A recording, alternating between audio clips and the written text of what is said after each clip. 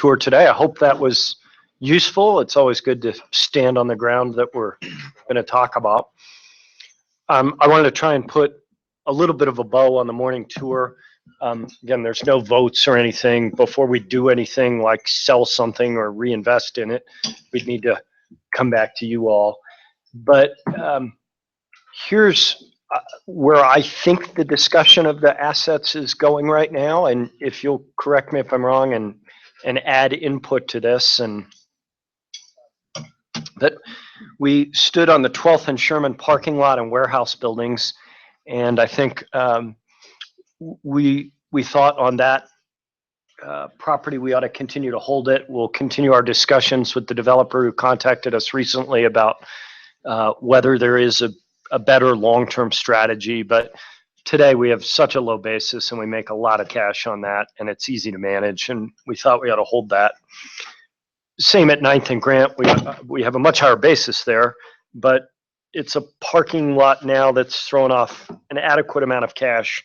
We haven't had anybody beating down our door to buy it, but that will come. That's a good, active multifamily market, and I think we thought let's keep it as a parking lot, keep cash flowing, and see maybe in the next cycle we're a little bit more in the bullseye for another developer. 11th and Bannock, which was the Rocky Mountain PBS building. Again, we've got a tenant in there. We've had some interest in that. We could put it out for a bid and see what we get. And we do have a developer, as Greg mentioned. There's a developer coming in to us next week to just say, hey, what do you have here? And I think we'll feel him out a little bit more for how deep the market is. There's an awful lot of activity, though, going on in the Golden Triangle right now. And we've got 3+ years left on the lease with our existing tenant. So I don't feel a sense of urgency, but if somebody came and knocked our socks off with a proposal, maybe we'd come back to you on a sale for that. What's the downside to exploring that? None. Now, I mean, is there time, none other resources that have to be, that would take away things? Because it would seem to me, I would want to roll it out there and see if there's an opportunity to capitalize on the fervor today. And I also think it would be helpful on the chart if you put our basis. Mm-hmm. Okay. So we understood what the margin gain potential is. you don't want to do that if we wouldn't entertain an offer. I understand that, but okay. So let's see how the discussion goes with Scott next week, and I think he could give us a feel for the perspective of the development community as a whole, frankly, and maybe we come back to you with a disposition next month. Go ahead. Well, I think we had talked briefly, and Commissioner Shaw, you may have some insight into this. The only concern was that we're so deep into this market, and assuming that the deal had any kind of long date on it, that we were going to be tied up. We weren't sure we weren't better for waiting for the next cycle and we've got a 5-year lease on it. So if we had to ride it through one more down cycle, we might actually see a little more upside, but that's what we'll try to learn. Yep. 16th, Commissioner Shaw, to your point, at 12th and Sherman, our basis is $1 million, under $1 million. 9th and Grant, that really is our basis. 11th and Bannock, that really is our basis. 6th and Kipling, our basis is probably 5.5, I think you said. A little over $5 million. That's the current appraised value. And 7.1 is the current appraised value. So I think I sensed a consensus as we all stood there that let's just get rid of that. That has problems we can't solve. nothing good can come from holding this. And maybe we hold off on the maintenance and just advertise it as is, whereas no snakes. But does that valuation, do you think we'll have to take a hit on it as is? I mean, does that valuation take into account? I think it takes into account the current zoning and that it's zoning and. It has the pages. Did it have ingress egress problem solved or no? No, it addressed that that it is best developed with the adjacent properties. Okay. Which includes all of those buildings that were along Kipling, but And- it didn't ding us. We've gotten phone calls from people who claim to have connected with the hotel owner and the Jackson Hole owner. And so maybe they've figured out a solution that isn't available to us. And I guess we'd learn that in the bids, and heck, if the bids all came back in at 4 million, we just wouldn't sell. Maybe we would have 4 million, I don't know. So, but I think let's get to market with that now as a sale. We've done it previously as a ground lease package. We just haven't gotten the package. So I think I sense consensus about putting it out as a sale. In Arista, I think I heard everybody say, let's go with the direction we talked about in December. That's still the right thing to do. And so I'll get on that. Again, I own that for being delinquent. And we'll pick it back up and get it rezoned and see what we learn and see where the discussions go with Tim Weens, how hard he's going to being paid in a ground lease scenario versus a sale scenario. And we'll ask the AG to evaluate those arguments and get back in front of you. And finally, at 48th and Tower, out by Green Valley Ranch, again, I think those are probably ripe for sale now. And that's probably different sets of developers. We could we could put that out either as buy all of the parts or buy individual parts, and we'll leave it up to us to decide what the most advantageous package is. Well, you a couple different times described the current market for multifamily as yielding us less than 4% or 3% on a land lease. Just because of I'm not sure I limited it just to multifamily. In fact, I'm not sure you could develop market rate multifamily on a ground lease. I think that probably needs to be affordable. Would you agree? You're closer to this than I am. But you were talking. There was a financial metric you were using. Something. I was saying where we've at 6th and Kipling, where we put that out as a commercial development, and at the corner of 48th and Tower, which is also commercial.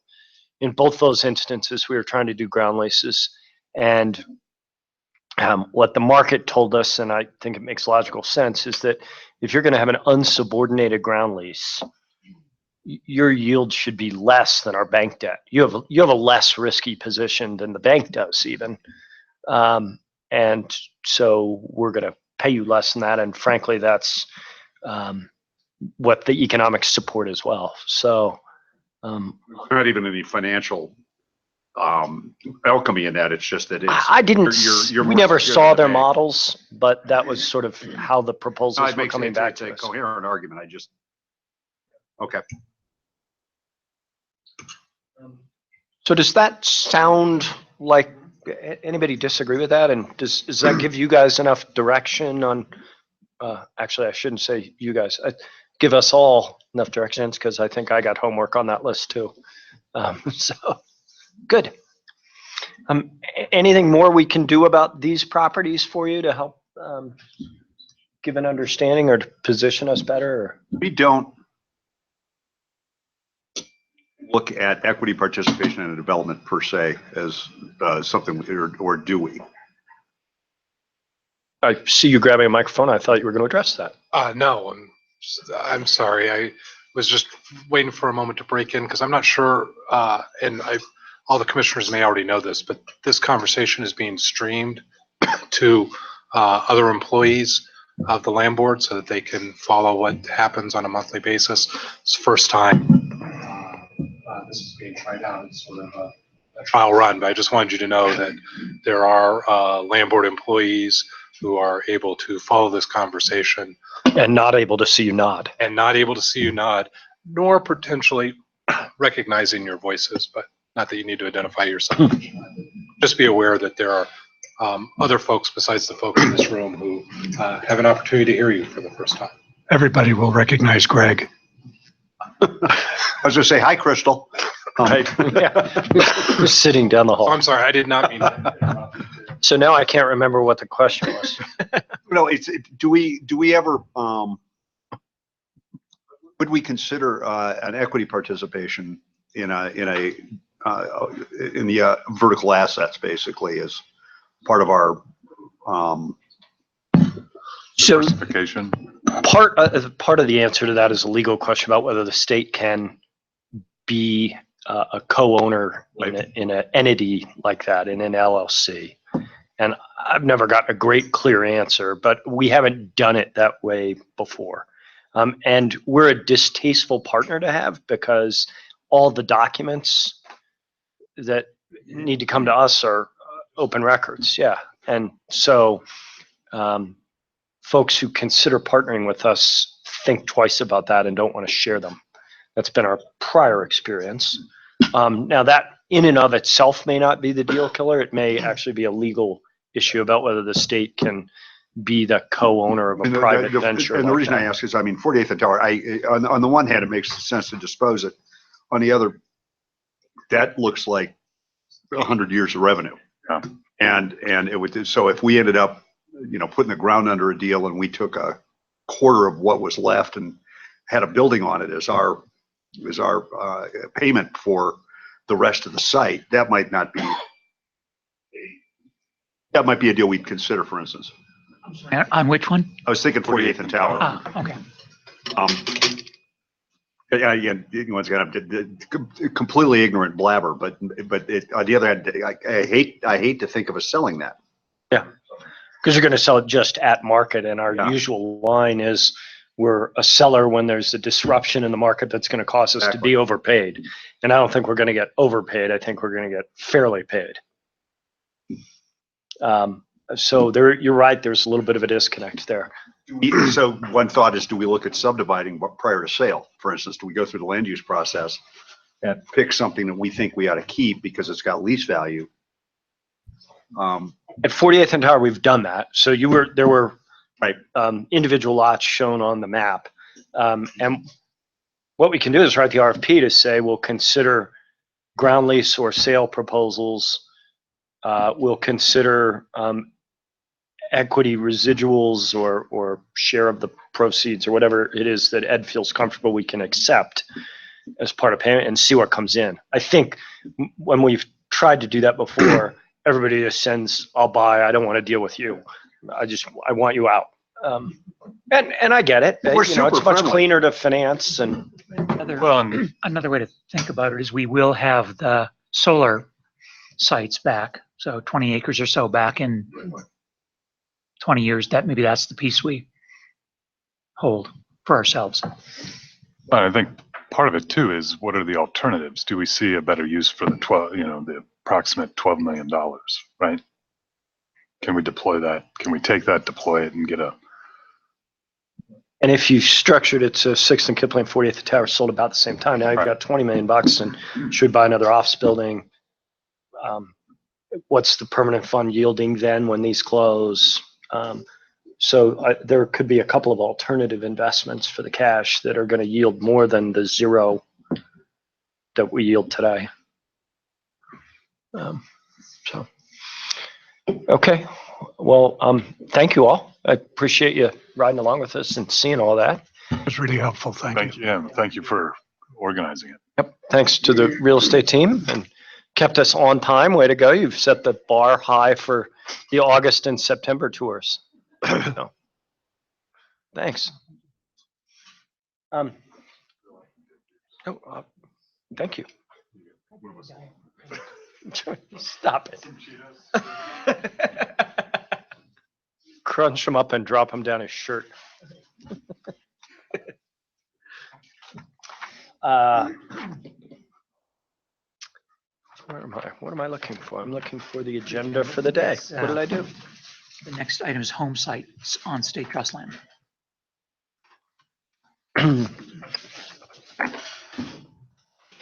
Take a little while to tee up your presentation. I think we just lost our quorum. Not that we're voting.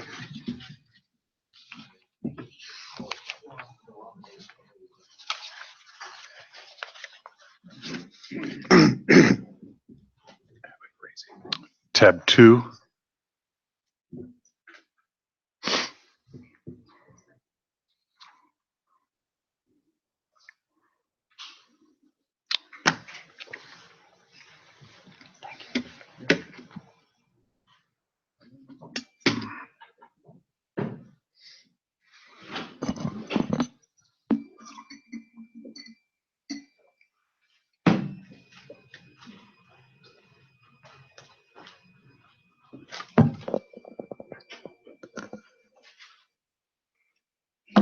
Good afternoon. I'm Matt Pollard, North Central District Manager, here today to present an overview of home sites on state trust land.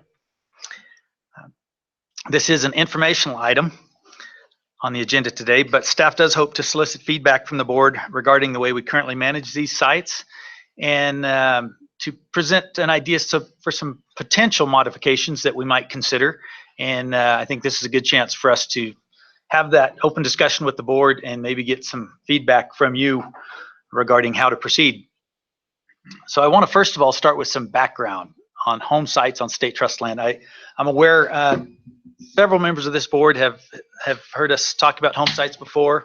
I was before you in 2016, I think, when we adopted the current policy on home sites, but several of you don't have the background information that I presented at that time, so I wanted to present that today. And eventually we want to just have questions and discussion. So the home site locations, hopefully you can see that. I think that slide's pretty clear. As you can see, we currently have 57 home sites on state trust land, and they really are heavily concentrated up in my part of the world in the northeast corner. Even probably definitely the most home sites occur in the northeast region out of the Sterling office, Wilbur's district, and I think I'm in second place with the number of home sites in the North Central district. So current policy defines a home site as lessee-owned dwellings and associated structures on state trust land. So if you can picture that, our lessee owns the home, we own the dirt underneath it. It's that simple. What we don't define as a home site is agricultural infrastructure. So barns, windbreaks, anything agricultural related is still considered part of the ag lease and is not considered part of the home site. Other things that are not home sites that might appear to be at first glance, those homes that we own on the large ranches where we own the entire operation, such as the Chico Basin Ranch, the Bohart Ranch, the Brett Gray Ranch, the Chancellor Ranch before the houses were taken down, but those were not home sites. We own the dwelling as well as the land underneath it. On the lessee-owned dwellings, do any of those dwellings have debt on them? We do not prohibit that. That's a great question, and one that I wouldn't necessarily be able to answer because I don't know that it would be divulged to us if they did have debt on that dwelling. Could Now, I think probably find out from the county. Yes, I probably could, but that's always been Untitled something on it. I wondered is that must be a tough situation to go into your bank and try to borrow money on a home that you don't own. Yeah, you're really, I can't imagine you'd be able to borrow very much on it because Certainly in other contexts, you've got community land trusts, for instance, that own land under houses that have mortgages on them. My understanding is conforming mortgages. I don't know if there's a different situation. So it might be diligence, honoring the due diligence to check the county land records on these things, make sure they're. it's a great question.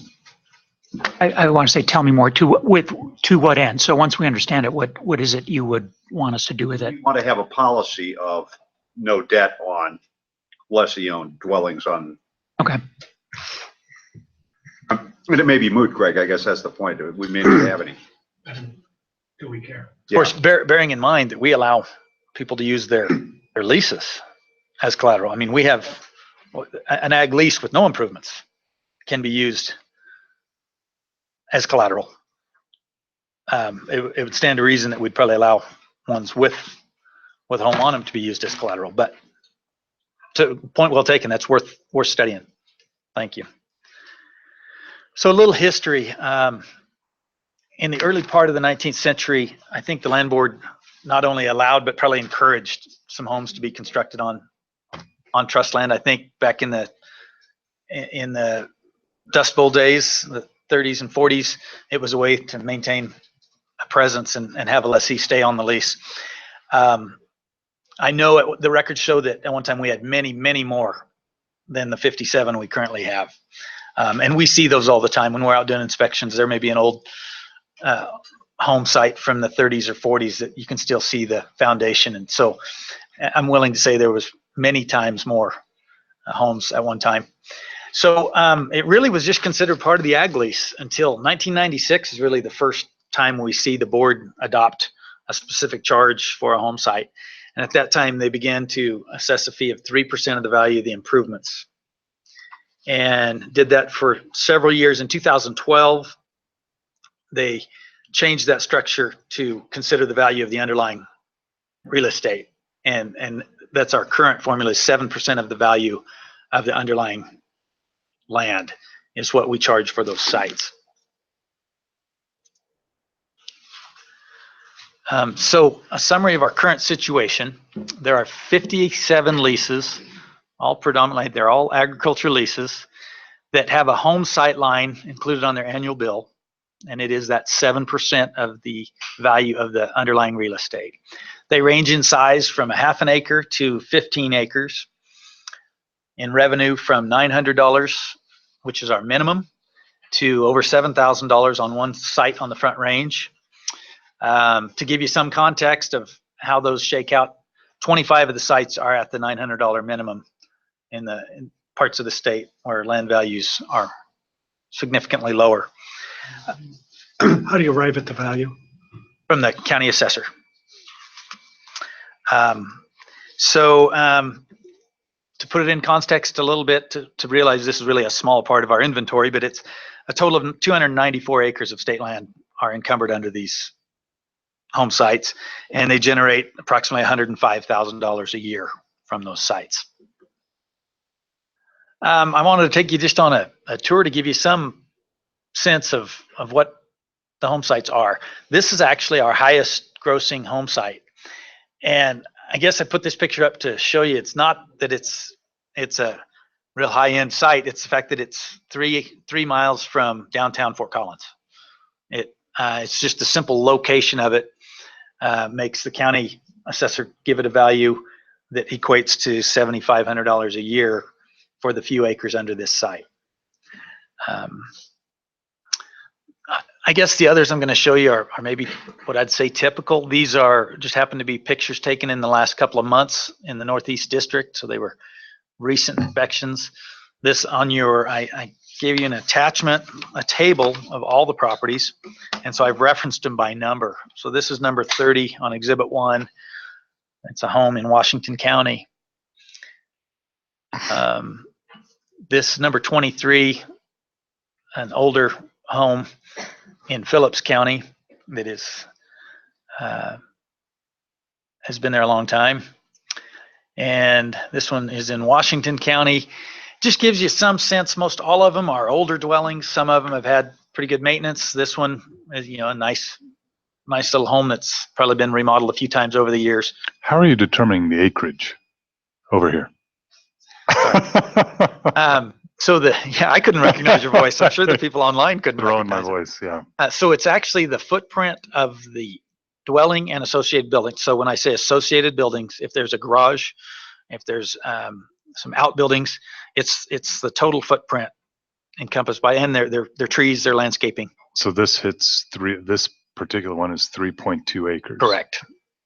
When you include all the landscaping, their trees, and the part that's taken out of the ag lease, out of production. All right, got it. For this site.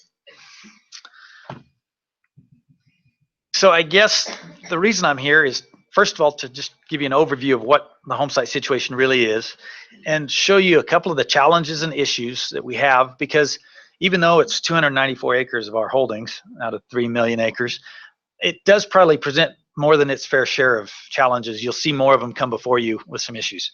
And so we want to talk about that.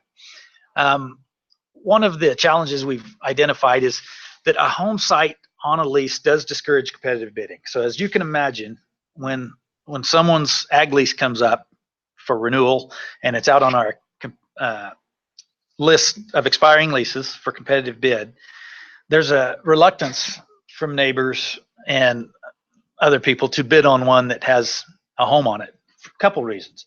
First is strictly financial. If I'm bidding on a one section grazing lease, and if I'm successful, I have to buy the man's house.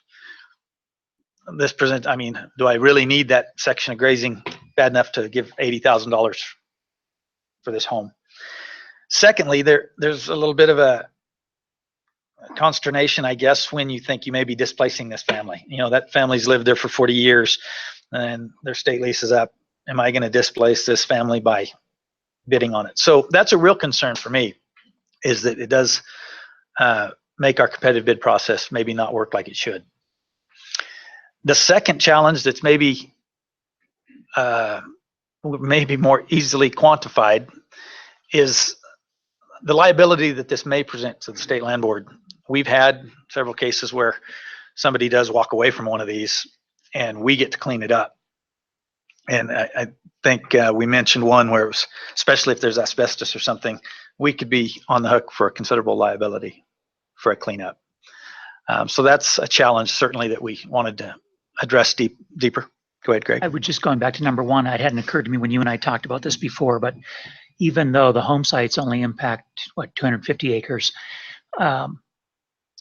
as you just, if each of those homes was on a half section and they could be on a full section, the reluctance to submit a competitive bid affects almost 20,000 acres of state leased land. Again, if they're on 320s, it would be 36,000 if they're on. So it's got a multiplying effect on in terms of the leases it may be affecting. That's a very good point. It is a broader, there's a broader effect than what maybe we indicate. So that liability issue is the second challenge that I've got some ideas about today I want to talk to you about. And the last one, and this is probably the most likely issue that comes up before the board, is we have this situation where a lessee's retiring, they have this asset in their home, they need to transition it, they're moving, so they want to sell their home.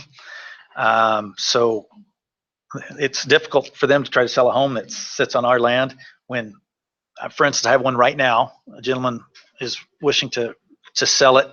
It's got a little over a year left on the associated ag lease. Well, he's probably not going to be able to sell that home. I doubt anyone's going to buy that, knowing that they really only have a guaranteed lease for another year underneath the home they're buying. So we often have lessees come to us wanting to buy them and to settle their affairs, if you will, for transition. They'd like to go ahead and buy the site to reunite the real estate with their home so that they have something to sell or pass on. So we've come up with some potential modifications that should address each of those challenges that I just talked about. So one of the modifications I might suggest is at renewal, to deal with this reluctance of a competitive bidder, would it help if we knew what the value of the home was? So that a competitive bidder knows, yeah, I'm bidding on this section of farm ground, and I know that the house is worth $40,000. So I know up front that that's what it's going to cost me. And I can at least calculate that in. As it is right now, we leave it up to them to estimate what that home may be worth. Now, if a competitive bid goes to a new lessee and they have to reimburse the existing lessee for the improvements, including the home, it would eventually go to appraisal. But that's on the back end after the whole bidding process. So is there some benefit in maybe appraising these homes to notify potential competitive bidders? Another idea to deal with that same challenge is, should we separate these homes from the associated ag lease and just have it a standalone lease of its own? So the home site's a 3-acre lease of its own, and when it's up for when it expires, you're only bidding on the ag lease or the home site, and you're not constricting that ag bidder that wants to bid on that section of grass. He doesn't have to buy that home because it's already separated off and that family can stay there. It's two ideas to throw out as possible remedies for a challenge. So let's move on let's go back to the number 2 challenge identified.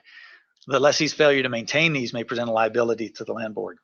So a potential modification we think for that is, in certain cases where we think they're failing to maintain the improvements, or maybe in all cases, we require a restoration bond. Require a lessee to post a bond that, should they walk away from it, we would have that bond in place to clean up the site. I don't want to put a unnecessary burden on some of our lessees, especially some of these they live in themselves. They keep them up like like we keep our homes up. So I don't know that I would necessarily want to require it in every case, but it'd be a nice tool to have in the toolbox if the board wanted to go that direction, that we could require that bond. Going back to the third challenge, the lessee retirement transition related to home sites.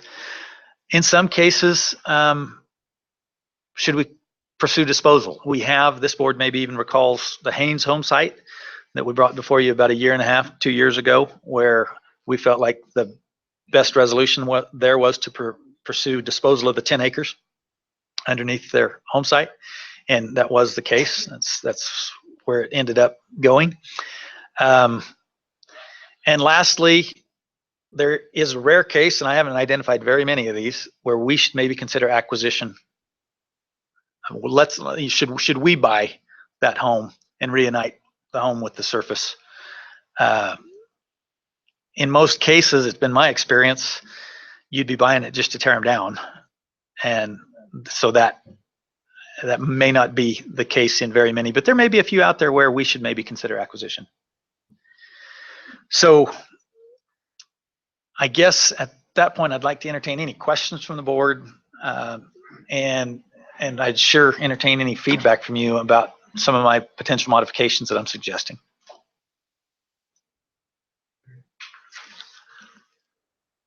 And the potential for us to separate the lease from the ag lease, what's the downside to that? Is there any, I mean, there's access across the property or something, but is there any real downside to that? So the main downside that I would identify, in many cases, there's only one well on the property. So by separating that home site, you probably take away your only livestock water source. Now, that's not saying we couldn't negotiate some kind of agreement to keep water on the property for livestock, but that's the main drawback I can identify. Thank you. So it seems like you're trying to kind of clean up some stuff. One of the things you didn't really throw out there would be maybe some kind of an assistance program that allows these folks to move the home so that we retain the land, we retain the well, but we somehow maybe give them a one-time offer to pay for a certain percentage of house moving. I haven't thought that's a great idea. That's Because never been. Maybe, Physically moving the house? yeah, physically moving. These don't look like big structures. And I can You know. tell you, I do have some experience. I've moved a home myself, similar to those homes, and you can move a home for about $10,000. Yeah, I mean, it costs us a little, or it could cost us a little if, like my suggestion would be to help the homeowner so they can keep their house. But then we keep that land. If the house was gone, could that land where the house was be part of the ag lease at that point? It would. They would all revert back into the agriculture lease. So we would capture some revenue that we weren't, well, except we're losing Nominal, yeah. we're losing the house revenue, but we're putting it back in the ag lease part of it. Yeah, and bearing in mind in that scenario, Commissioner, you would be trading a site that's yielding between $900 and $4,000 a year for $5 an acre. Yeah. So It's not. $20 to $30. So there But is some, I guess it's what is our goal here? Is it to clean it up? Is it to maximize revenue? I mean, because that may not maximize revenue, but it may allow us to clean things up in a way where everyone kind of comes out feeling good. I think you've just summarized. I'm sorry. Go ahead, Greg. Did you? I think you were going to say. I think what you've was. just summarized where the board has gone over the last 50 years. We've gone from they're an encumbrance. Let's get rid of them. I mentioned in my cover sheet at one point we actually sent letters to all of these homeowners offering them a chance to buy their site. We wanted to just clean it up. And then it morphed a little bit into a situation where we thought, well, this is a pretty good revenue generator. These are generating way more per acre than our ag leases. Maybe these are an asset we need to hold on to. So it's gone both ends of that spectrum. And I think rightfully so. I think it is just that. And I think over time, this probably, and I don't know how much time we're willing to wait. I think over time it takes care of itself. As these, I mentioned that over the last 4 years, 5 of them, we have 5 fewer than we did before. In my district, a couple of those cases were, they finally got in such bad repair, the lessee doesn't want to pay $900 a year. He took them down. himself and comes off the books. So I think if I was judging by the ones in my district, that's where we're going. Probably in 30 years, we're down to half. But to your point, if we wanted to speed up that process, that's why I'm here today, see if you have some ideas. Commissioner. I liked your idea of the moving, but then on the other hand, if you didn't do the move, the other option would be that the homeowner has the cost of removing it. Either move it or have it torn down there and they pay the expenses of that. That is how our leases are currently structured. At the end of your lease, you remove your improvements or they become the property of the landlord. But then that did seem like a liability kind of Right. there, returning it back to the landlord or We don't they really just want exactly. Right. We don't. You know, that maybe we changed something of that wording or something. One of my takeaways was just, I think of all those ideas, if we're letting nature take its course, for lack of a better term, I think the restoration bond makes a lot of sense. I think the other thing I've struggled with, and you touched on it, you showed me one of these, 2 months ago, we went and visited one, and it's a hard conversation to have when the only sort of asset they have is this structure, and have to be sort of hard-headed and say, no, it's not our problem at all. But I think we're going to have to be willing to deal with some of those unless we have some sort of an assistance strategy. Keep doing it on a case-by-case basis. I mean, I get that we may lose some opportunities for some competitive bids, but we may also save some headaches by not forcing the issue. I mean, is there a balance between those two? And as leases renewed, you sit down with the guy and say, hey, where do you see yourself in 10 years or 20 years? And I'd like to thank you, Bill. I think that's exactly what we're doing right now. The district managers, I think, are very familiar with all these. We communicate with our lessees. We know their situation. And I think we're flexible enough. I think we can even, if we know there's interest in competitive bids, maybe we talk to the lessee about whether they'd like to separate it and not have to bid for their home site. Would you like to separate your home site off so that you can retain it and we can lease the balance of it?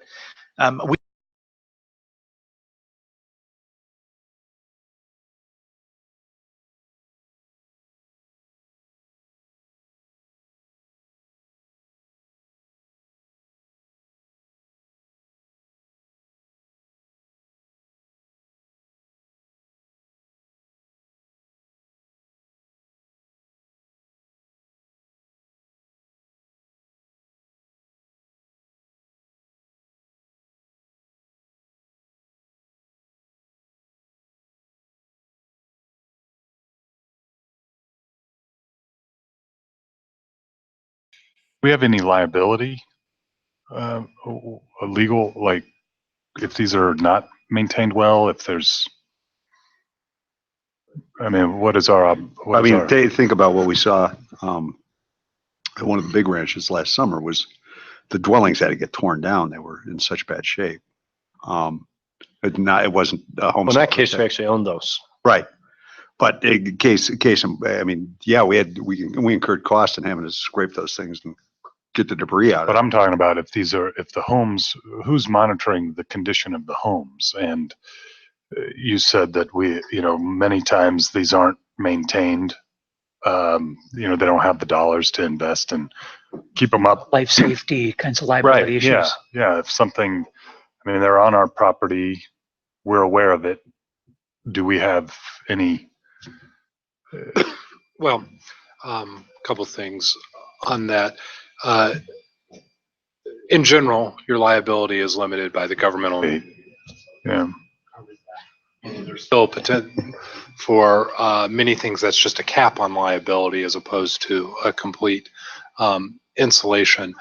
I think typically the liability is going to be tort liability, the tort for property damage or physical injury is going to be pretty low. But there are issues that spread out from these properties. In the past, it's been a while, at least it's been a while since anybody has brought it to my attention that we've had meth lab issues, but there certainly have been meth lab issues in buildings and home sites on land board property that have been abandoned and not used. And so you have, and that can create a pretty significant cleanup potential, let alone a risk of somebody being hurt and having to at least deal with those liability issues. So there are those ancillary risk and liabilities and costs that can be out there. A lot of that is mitigated by just being aware of what's on the property. Well, and also I should point out, we did make an improvement several years ago where we now do require them to submit proof of liability insurance to us every year. That's hard to do in a meth lab, I'm assuming. Yeah, it's a totally different policy. It's a commercial And it's kitchen. really higher hard to get. You premium. gotta know the right commercial Do we- sales guy. In these, there's 57 of these. Uh-huh. In how many of those cases is the lessee themselves living in the house versus maybe some children and or someone that's working the property for them? And do we have any requirements about who needs to or can live in the house that is on our property? So that is some information that I don't have right off on hand for you today. I will try to get a summary of how many of them are actually lessees. But anecdotally, I mean, are some of them empty? Are some of them kind of The most different common- people moving in and out depending on who's working for them? I'm Or are gonna they say- owned by the guy who's been ranching it for 40 years? Yeah, in my district, I'm gonna say, let's say half of them, the lessee still owns in and it's their home place. And half of them, they either have a hired man living in or maybe one of the kids. Or in one case, I know they let somebody live there that just needed a house, you know, Right, because here's a house. an and- extra house, so they Yeah. let somebody live in it to keep the heat on. So it seems like each case is so different and so individual that really at this point, it feels like you just need to have a toolbox that allows you to make case by case decisions. And so are there tools that you don't have now by policy or what have you that you wish you did? Yeah, I think that's what we're hoping for today, is maybe to just add that to the bond. In other words, do we need to add it in the policy, Greg?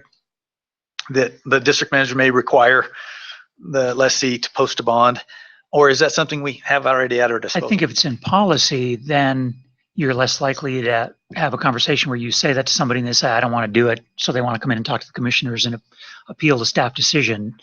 So I think that's the judgment call, is if it's going to result in a number of requests for review, I'd put it in policy. If we don't think it is, I wouldn't worry. But see, maybe that's where it goes to, maybe if it's not being inhabited by the lessee themselves, we require bond. Because that may be a determining factor on how well the house is being maintained.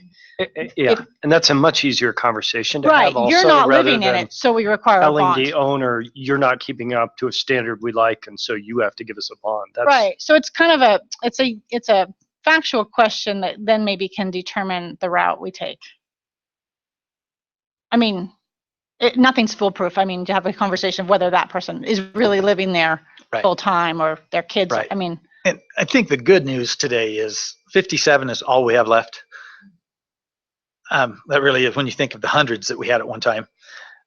We can probably handle these on a case by case, one off. and you haven't the tools at your disposal to do that. And if we have, that may be what we need to come back with, is a specific recommendation, maybe for a policy change that gives us a few more tools. I don't want to see, I'm not recommending an across the board. Obviously, you see how different they are from one to the next. I don't think some kind of paintbrush policy is going to work, approach is going to work. But to add some tools that we can use at our discretion in certain cases, that may be what we want to come back to define. I'm certainly very comfortable with that thought. Matt, you may have sort of inferred this at least, but I think at each renewal, if you sort of sit down with the lessee and say, tell me about your plans, who's living in the house, and listen for, is there an opportunity to use one or two of these tools to get to a better place than we are? If you're saying, hey, I just rent that out to my man, then maybe in that one you say, hey, we're changing the policy, require a reclamation bond where it's not owner occupied. Or if it's, I'm getting tired of ranching, but my wife and I sure would like to stay. Hey, maybe let's carve this off on a separate lease so we can do a competitive bid next time and just be. And I guess I want the board to be comfortable that is what's happening. Our district Mhm. managers are giving these the attention they need, I think, at renewal and interim inspections to let them know. And you just said carve it off on a separate lease, but would we ever carve it off and sell them the land? Have we done that We, too? yeah, we have Because- done that. That was the Haynes home site I referenced 2 years because- ago. Because if we carve it off as a separate lease, it just kind of keeps perpetuating. We still have, I mean, it solves some of the problems and that now we may be better position for competitive bids on the ag part, but we still have the split estate where they have the house and we have the land and they pass it on to a kid and we have this problem 30 years from now. I don't know.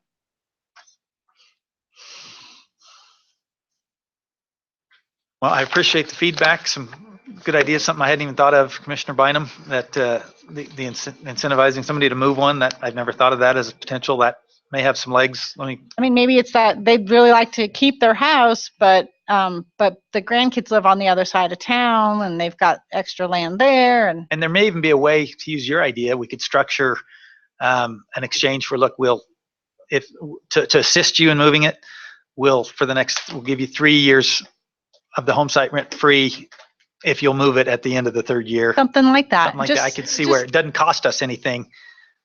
But it'll Cash. somehow allow them to make that happen if that's what works best for them and we come out with unencumbered, I don't know. Okay. Well, thank you for your feedback. Thank you. Next item, tab 3.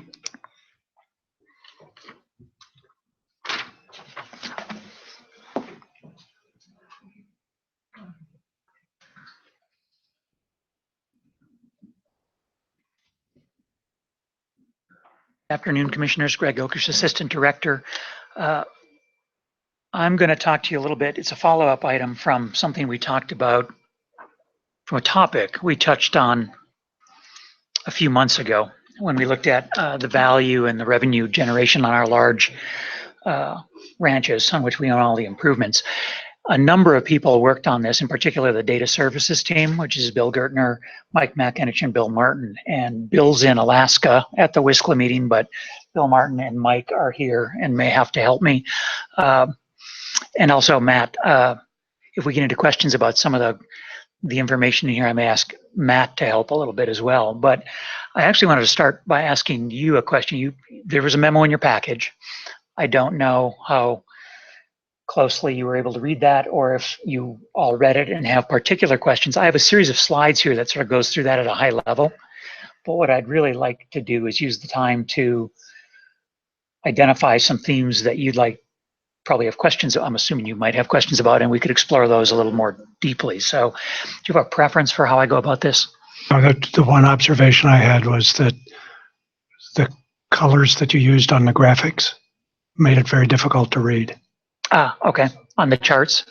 Okay. There's really good information in there, but it was hard to dig that out. So okay.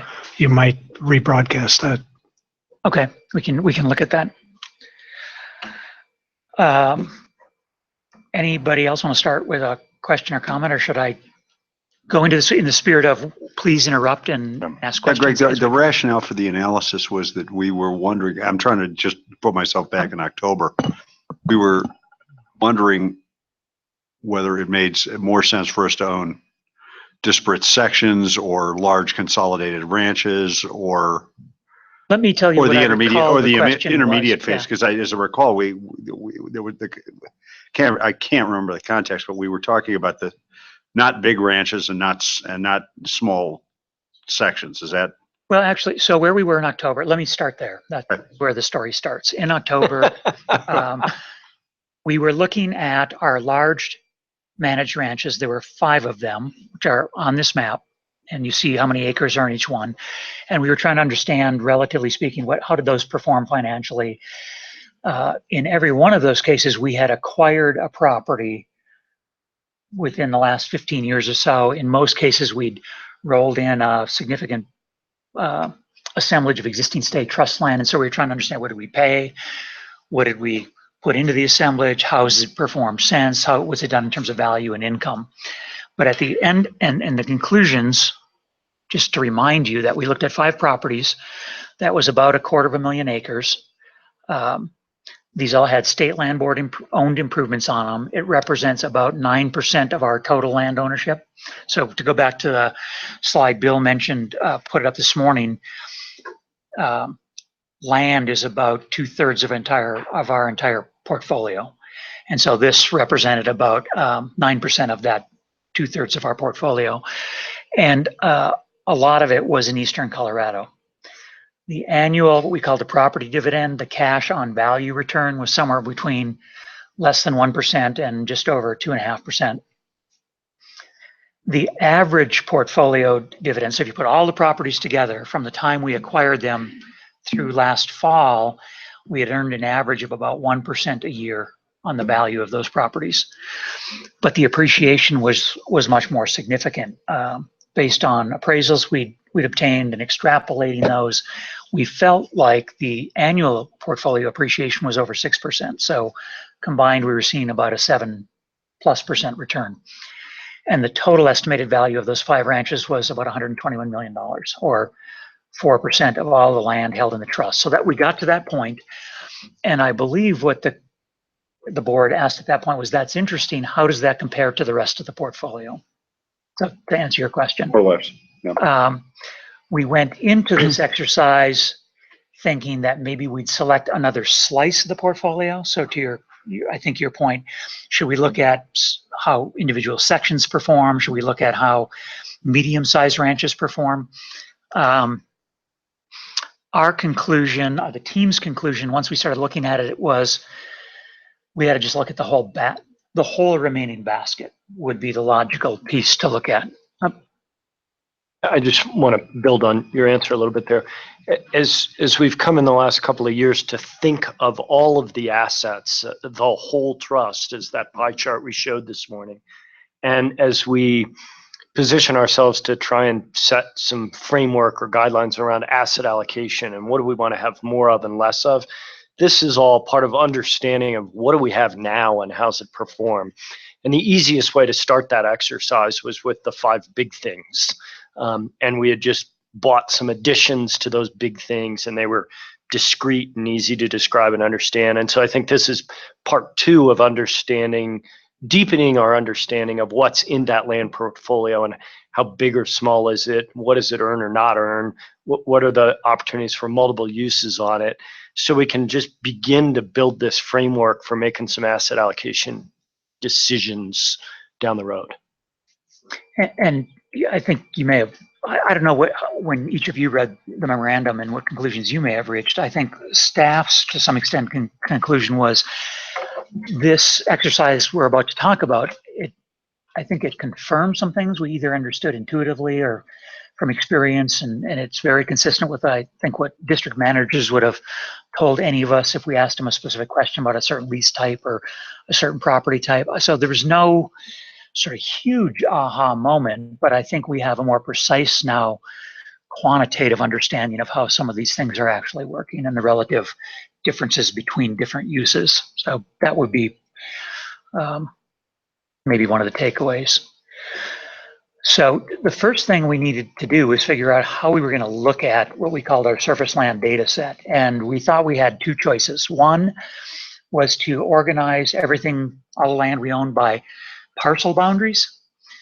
And I'll show you some maps and things in a minute to help explain this. But so a parcel boundary, when I ask data services about a parcel, we would say parcel is either an individual or an assemblage of multiple tracts of state trust land that form a single unit as a result of common boundaries. Contiguity. Contiguity, yes. We have 2,800 of those. Alternatively, you could look at it based on agricultural lease boundaries, which to us ended up making more sense. We have fewer of them, but that's usually the management, the unit of land management. With an ag lease, we've got somebody looking after it. With a parcel, we might have multiple leases overlapping it in different ways. That was the question. So Great example would be the Timberlake. We have a 100,000 acre assemblage down there that's got 40 different lessees on it. So this is a map of what we call the Timberlake property. It's where is it? it's down near, it's Just down the street from West of Commissioner Lamar. Carney.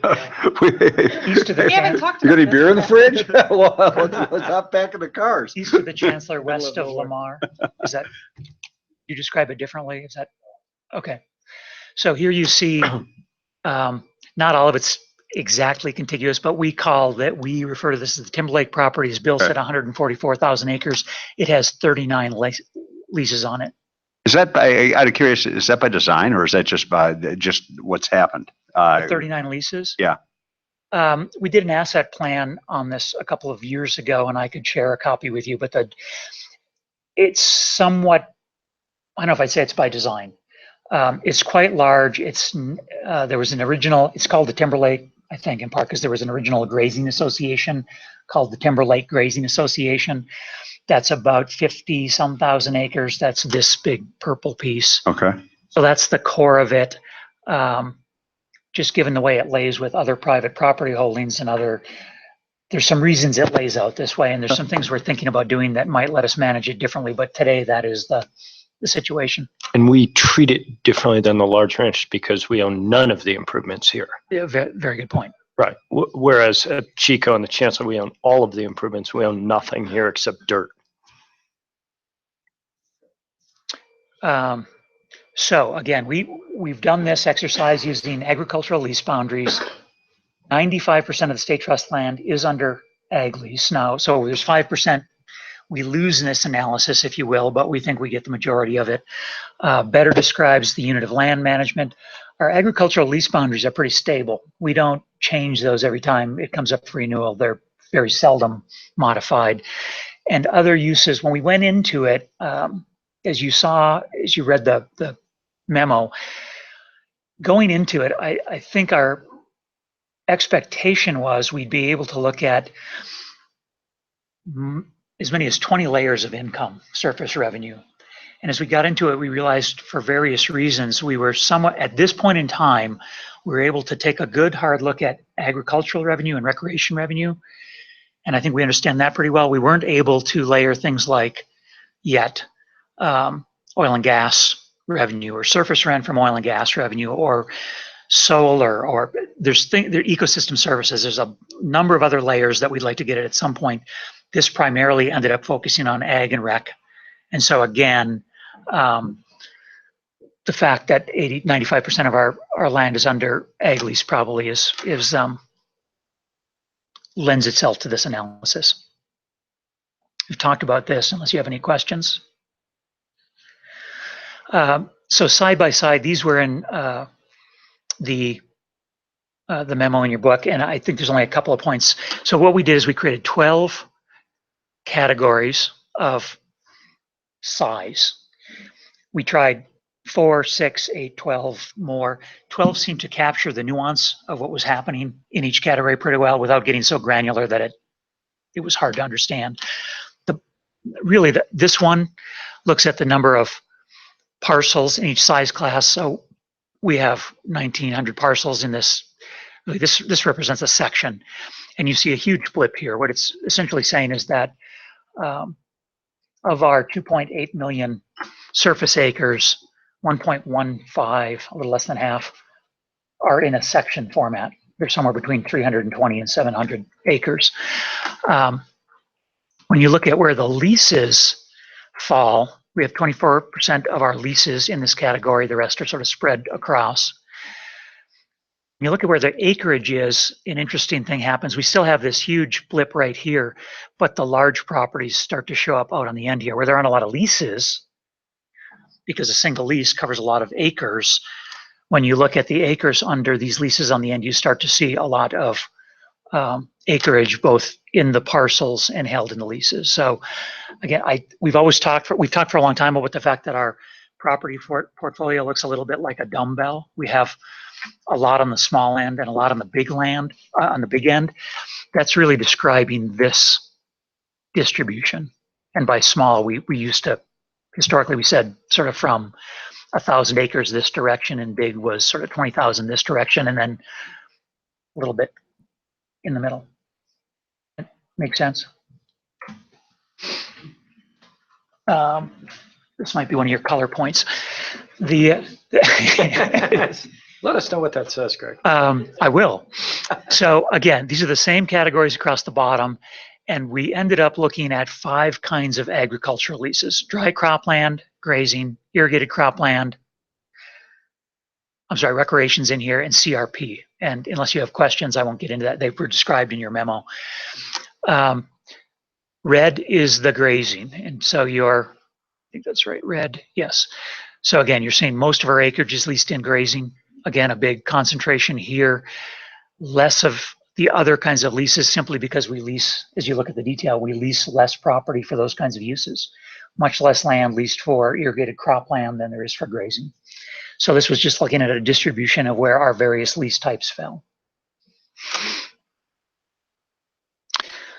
This, and again, all of these are from the information you had. This looked at the relative average lease rate by type, by category. So we make the most revenue off per acre off of irrigated cropland. As the memo noted, it's a little bit difficult to describe, to ascribe too much to the fact that it's lower here and higher here, because there's so many variables in our irrigated leases. Who owns the water? Who owns the infrastructure? Et cetera, et cetera. So the higher ones essentially are places where we bring everything to the table. We own the infrastructure, the water, the land. The lower ones are probably some variation where we either don't own the water or don't own the infrastructure or both. Does it probably cost more to operate or to, I mean, is there a relationship? It costs, we generate more because. Certainly from the standpoint of if you consider water an operational cost, and I'm looking for Matt at this point, I would ascribe the difference to, yes, you've got to bring the water. On grazing, you've got stock wells, you're providing water at a very reduced volume compared to irrigating cropland, and the water is expensive. There are district fees, all kinds of, so yes. Electricity for the pumps is another cost that you don't have on the other types. The line that I might point to that's maybe most interesting, these numbers follow the average combined lease rate on all our acreage for all uses. And so you're seeing $17, $18 on our smaller parcels. And somewhere in here, right about there, all uses except grazing drop off. So from this point to the right, all you're looking at are grazing leases. And you're seeing really our our average grazing lease at somewhere between $3 and $2 an acre on the larger parcels. If I was just trying to make decisions based on this data, I would say, well, we're better off owning leases that range from 161 to 320 acres. I mean, like, do you want this data to drive decisions? And is that a fair conclusion, or? We were hoping that it might drive some decisions. I'm not sure if in the end, I think it might inform some decisions, but I'm not sure it's going to drive anything if I nuance it that much. Sure. And I think part of that comes down to when you look at, there's one of the last charts that looks at the value of the land compared to the revenue we earn and what that represents as sort of an annual dividend. Sure. Because that this to me is the one where it puts it all together. Because this is only a couple data points versus there's more to it. This is a lot of data points, but it's only the revenue data point. Right. It's a lot of data points, but it's only one stream of dimension of. Yeah, I think that's a fair way to describe it. Okay. Thoughts? I think that the easiest way to maybe frame that is, so we see this large revenue from the irrigated parcels that are all mostly beneath 1,600, 2,000 acres, but those are also cost $5,000 an acre. The value, so they still may only be returning 2% because the value of that land is also, and the water is tremendously higher. And out here, our land might be worth $300 or $500 an acre, and we're earning less on it, but the return, the cash on value return, is not wildly dissimilar. Am I going into too much detail or too little? Or this is okay. So we took them all apart, looked at them individually. The blue line is the number of acres in each category. So in this category of parcels 0 to 40 acres, we have a total of 1,200 and this 62 acres, and the average rate of all those leases is $17. So, and this is looking at average, again, all agricultural rent combined. You see the same blip in acreage here that we talked about on the earlier table. If we peel them apart and look at them one at a time, grazing rent ranges from about $8.79, and you're exactly right, Commissioner Bynum, it's higher. It tends to be higher. Matt and I have talked about this, and I don't know that we have a ton of insight. I think we have some speculation as to why that's the case. I know you share that. I think you see a little of the hobbyist effect there. I mean, we have people along the Front Range, different parts of the state that maybe only rent 80 acres or 160 or 320, and it doesn't have to produce a profit. It's a hobby. And very small acreages in some of these, 657 acres in parcels 0 to 40 acres. Now, out in this range, you're looking at people who are in the cattle business as a business. And these include our large ranches. So you're seeing the, again, the acreage on the end here that some of our larger properties represent. This is dry cropland.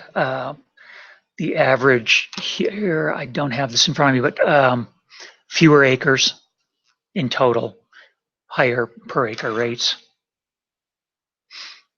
This is the irrigated, again, the highest rates, nothing out here. The reason you're seeing these in the big lease categories is, again, we're looking at this as a lease. So what's really happening out there in all likelihood is there's a large lease on a large piece of land, a small portion of which is irrigated. So I didn't look, but this could actually be one lease, one with 286 irrigated acres on it. Same here. This is probably one large lease with only 98 acres on a larger grazing lease that are irrigated. CRP rent, and we went into some detail here. So CRP is a federal program. We have little control in the sense that the CRP contract has to be written with the lessee. So we're sort of a passenger. We agreed to have our property enrolled. We split the rent with the lessee. They're responsible for maintaining the property, keeping the weeds off it, et cetera, et cetera. This represents half of what the federal CRP payment is. So the actual full payment may be up around $25 to $35 per acre. We're only seeing half of that. And this number is getting smaller right now because as the program requirements have changed, a lot of our land, as you've seen in recent months, is coming out of CRP contracts and being released for either grazing or cropland. Now this, I did think this was interesting. I made the note that there's a limited data set here. So we have a sample size of 16 competitive bids since 2014.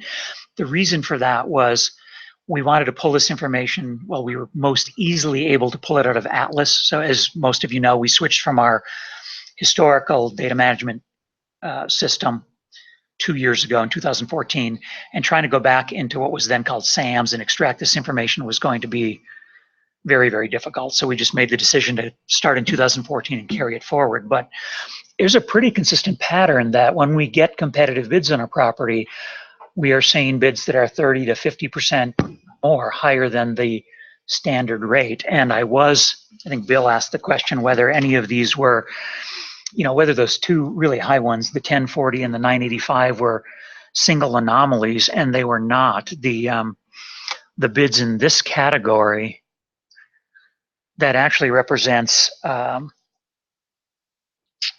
did I see that? Five bids, and several of them obviously over our standard rate. So it wasn't like one anomaly, we got one bid on one property. That was a pretty good pattern of bidding competitively for grazing leases. So we therefore know we should try and do things where we can put things out for competitive bid more often. I do think that Right? I mean, confirms that's what we've been, like yes. you look at all this data and you go, so what, No, I think that's exactly right. And it goes back to what I said, and I didn't mean to gloss over any of that in here. I think we've said for a while now that we do better when we competitively bid things. and now you can point to data that says, we knew that. And we know by how much, and we know approximately how much by certain size classes if that's important. Yes. Anything else on that? So in summary, our ag leases are concentrated on parcels in the half section to section size. That's because that's 24% of all state trust land is in that size configuration. I can't say if we should get more of it or have less of it. And it gets especially complicated when we start to say, well, let's overlay minerals with that, where being broadly positioned when there's an oil and gas play probably is to our advantage from a leasing standpoint. So, but it does give us precisely some numbers to point to about how's it fall. You see a breakdown here of the acreage in each category. And again, the vast majority is grazing and then drops off very quickly to dry cropland, irrigated, and CRP. I think you could make a case that dry cropland, obviously they pay higher rates. I think you could look for opportunities to purchase dry cropland. We've certainly been looking for opportunities to buy irrigated in the last few years and buy water. I think it reinforces the logic of our strategy to acquire water and put it to work on where we already have dry cropland. We can turn it into irrigated or control the whole package so that we get the highest rate possible. I think it certainly suggests we're headed in the right direction by continuing to do those things. Any One observation, or Greg, on figure 9, previous graph, that was based on 16 leases. 16 competitive. I'd caution us against relying on that too much. That data set's too small to draw any conclusion. Okay. But across the board where we've done it, we outperformed. So you're right, it's a small data set, but the trend is clear. The pattern is clear. In fact, to your point, we do outperform, and nobody asked, but I don't think I put it in the memo. What happened here was there was a competitive bid. It's an old competitive bid. Is that right? It's an older competitive bid. I'm looking at Mike, and where the average rate our standard rate our standard rates have since exceeded the competitive bid rate. So that one, at the time we bid it, was actually above the standard rate, but since then we've adjusted our standard rates and they are now higher than the competitive bid was. But otherwise it's consistently higher across the board. Just a little bit on recreation. I know we've talked about this when the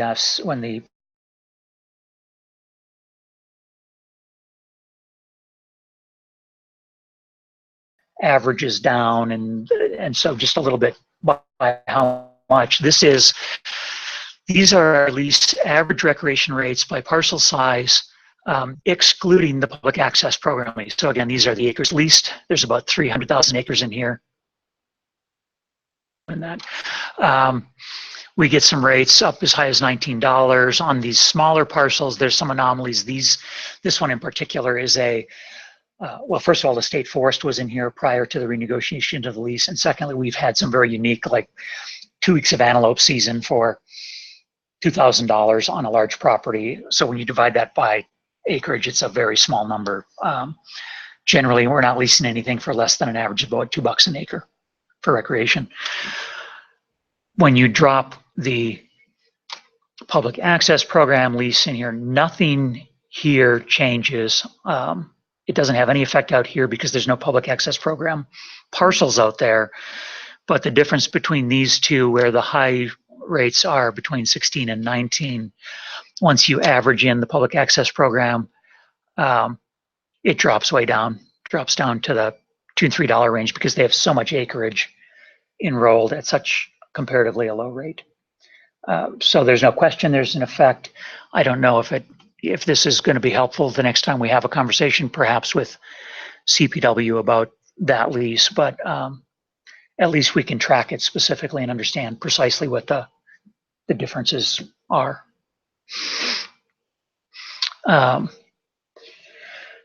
So again, we've got 230 private recreation leases. That's a part of the business we're very aggressively trying to grow, and our average rate there is $4.28, where as the seasonal public hunting through the PAP, we have one lease for a lot of acres We get some real economies of scale in terms of management.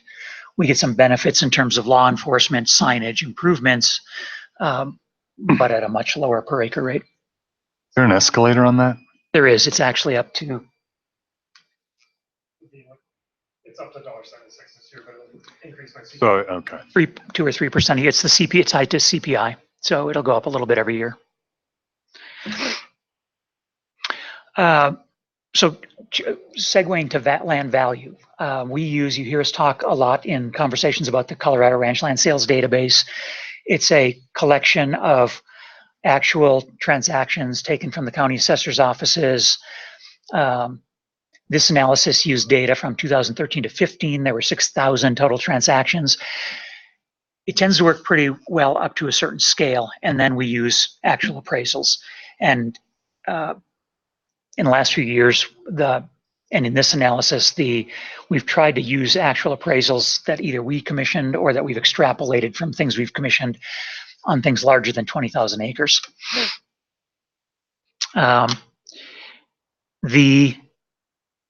I think one of the conclusions from this, to jump ahead a little bit, is we went through a much more, each year, data services puts together an estimate of the value of our land portfolio. And that's what you saw in the pie chart that Bill put up. It was $2.8 million.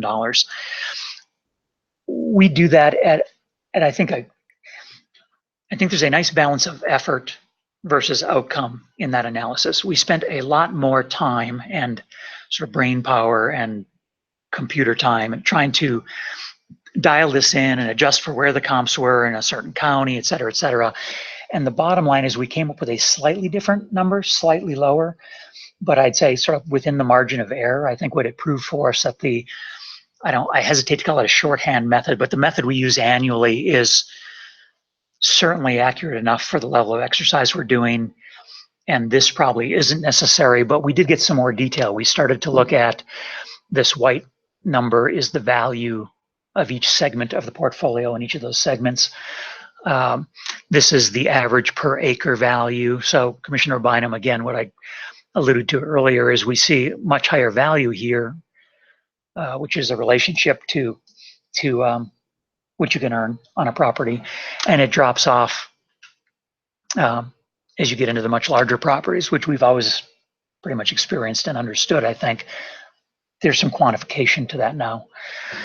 This plots our agricultural revenue against those values, and then this simply turns it into a percentage. And so, end of the day, when we looked at the large ranches and said, gee, the portfolio of large properties since the day we bought them has only earned 1%,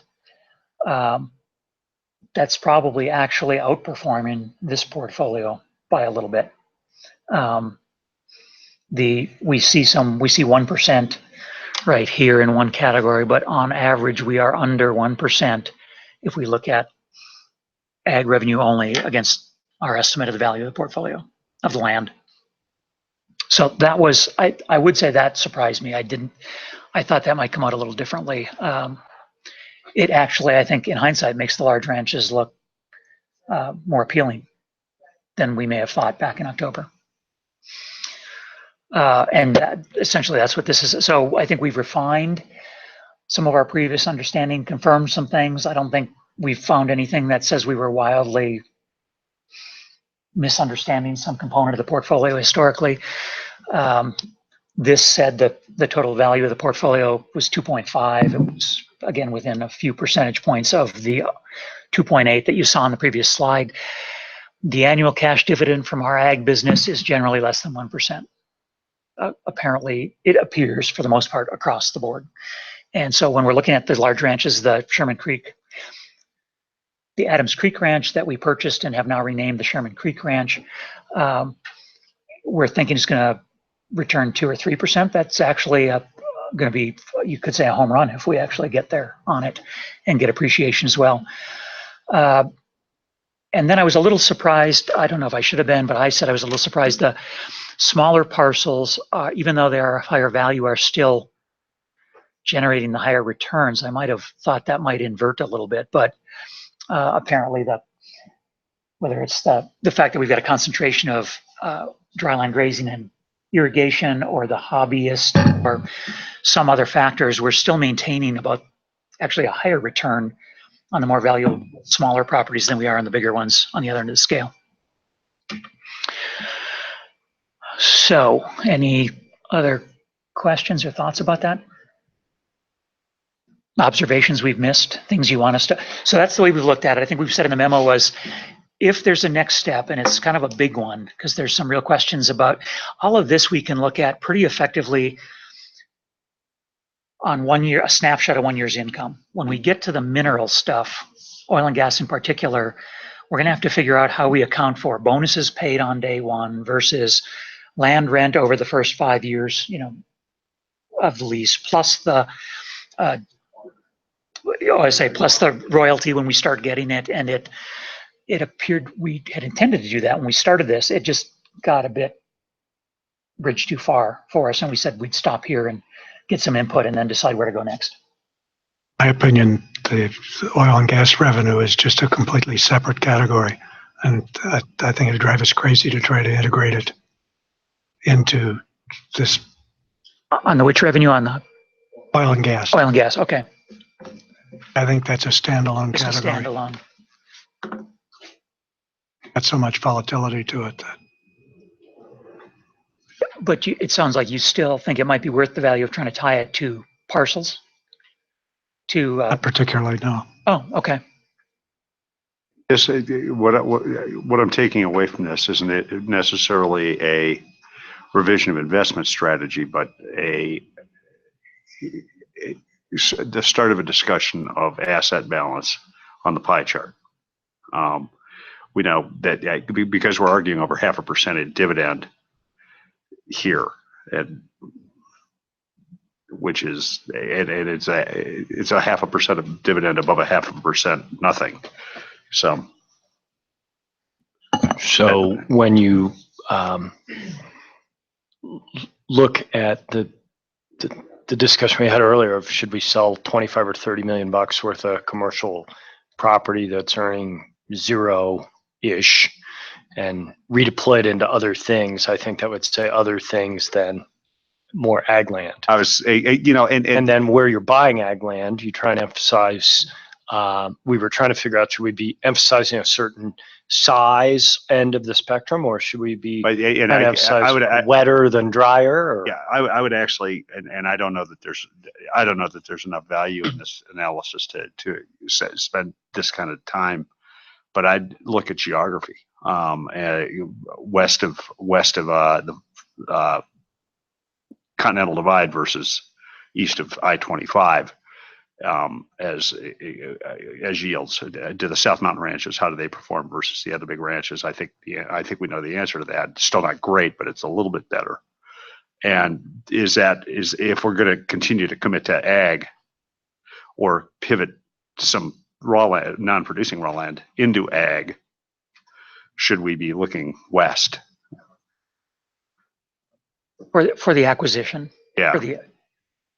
I think we've, from a staff standpoint, again, Sherman Creek Ranch, I think is a good example. We've looked for things where there's an ag component, but it's complemented by a strong rec. Boy, South Mountain is most of the money's on it. Well, the only difference, not the only one, the primary difference between you saw North Mountain ranches, right down. Yeah, sorry, okay. Except they're way south, so Yes. I always get confused. And Sherman Creek is we bought Sherman Creek for about $1,500 an acre, and we bought North Mountain for $3,500 something an acre. So you've got do a little better. I think Sherman Creek is gonna perform as a dividend better. Mm-hmm.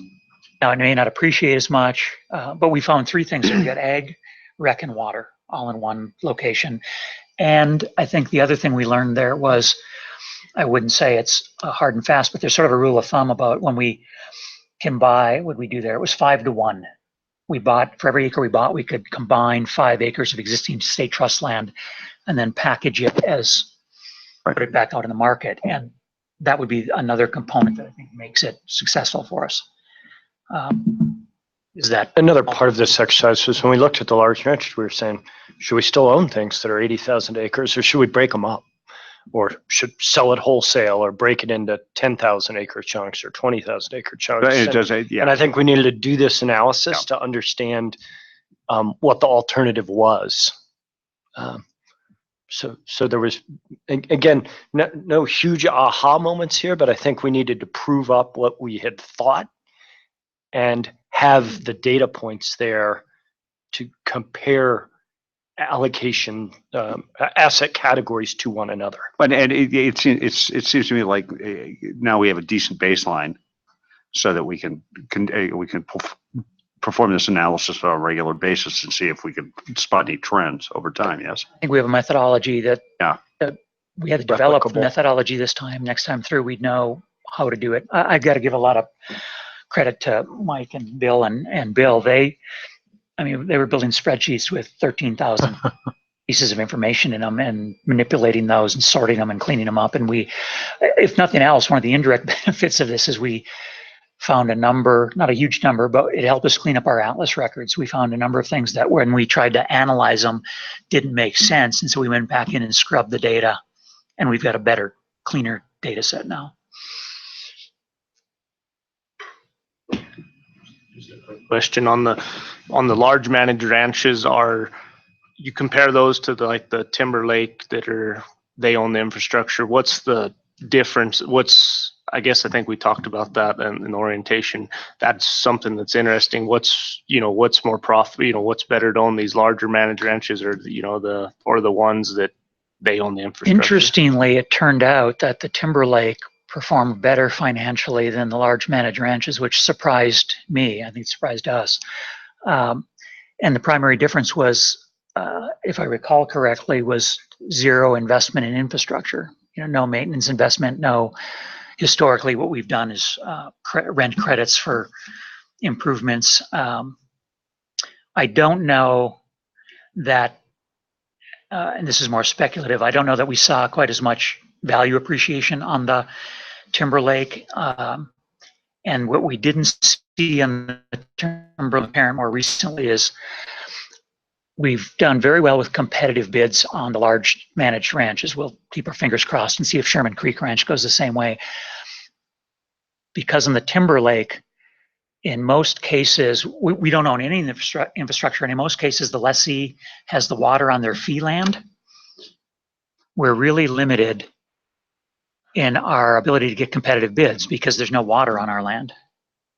So the water's on the fee land, and when it comes time for competitive bid, everybody looks at, well, that's an issue. So there's some other things going on that I think we're going to start talking about on the Timber Lake to try to solve long term. Like, should we be drilling wells on our land with our own dime and then trying to increase the number of competitive bids? And I think it'll perform maybe even better.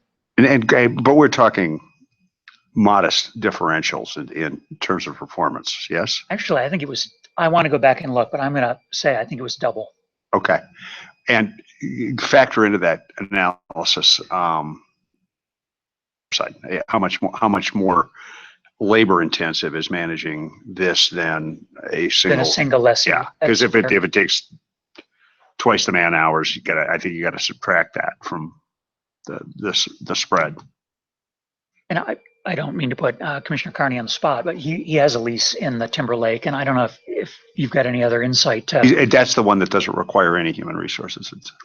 It's all good. No, I just think that with the competitive bid, you're not going to get it because a lot of people feel more secure in that lease there that it's theirs because they have the water. Who's gonna, if somebody comes in to bid against you, and they've got, there's just no options. Dry land, yeah. So anyway, one of the things the asset plan, the Timber Lake asset plan said we would do was do a more thorough sort of financial model for the assemblage and decide whether or not there was some benefit in looking at selling, either infilling some of the blank spots in the map, buying in holdings, or getting rid of some of the things around the periphery. And so we've started that effort, and I would think in the next 6 months or so that may be something we bring to you to just in a work session to share thoughts on.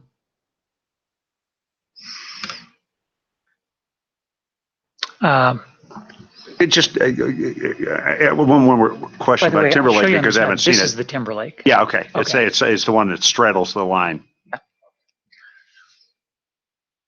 Did you have a question?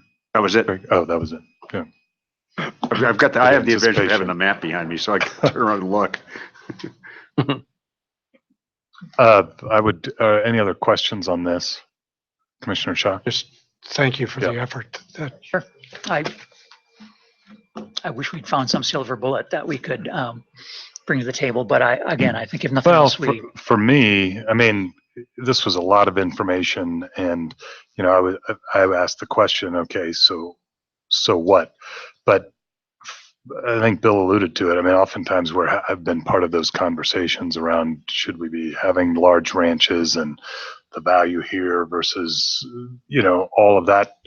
Now you've got something to point to say, we've got some substantial Mhm. data here that says, yeah, no, this is something that there is value here, and we're not leaving something on the table by having this as part of our portfolio. So I do, Bill and Mike, thank you guys. As I was going through it, all the graphs, and I can only imagine knowing that this information didn't exist compiled like this.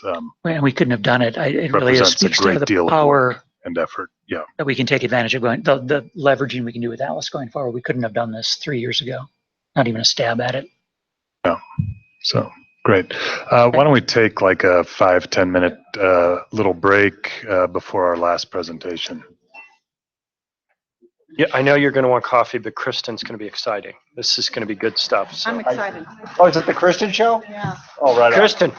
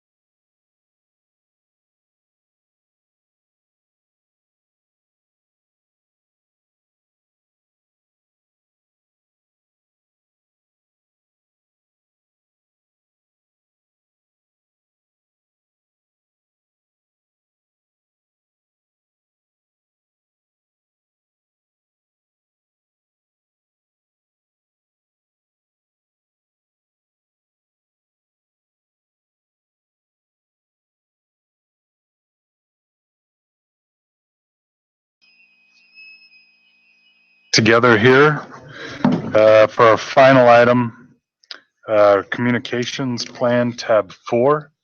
And Director Ryan's going to I'm gonna tee it up. intro. Ready.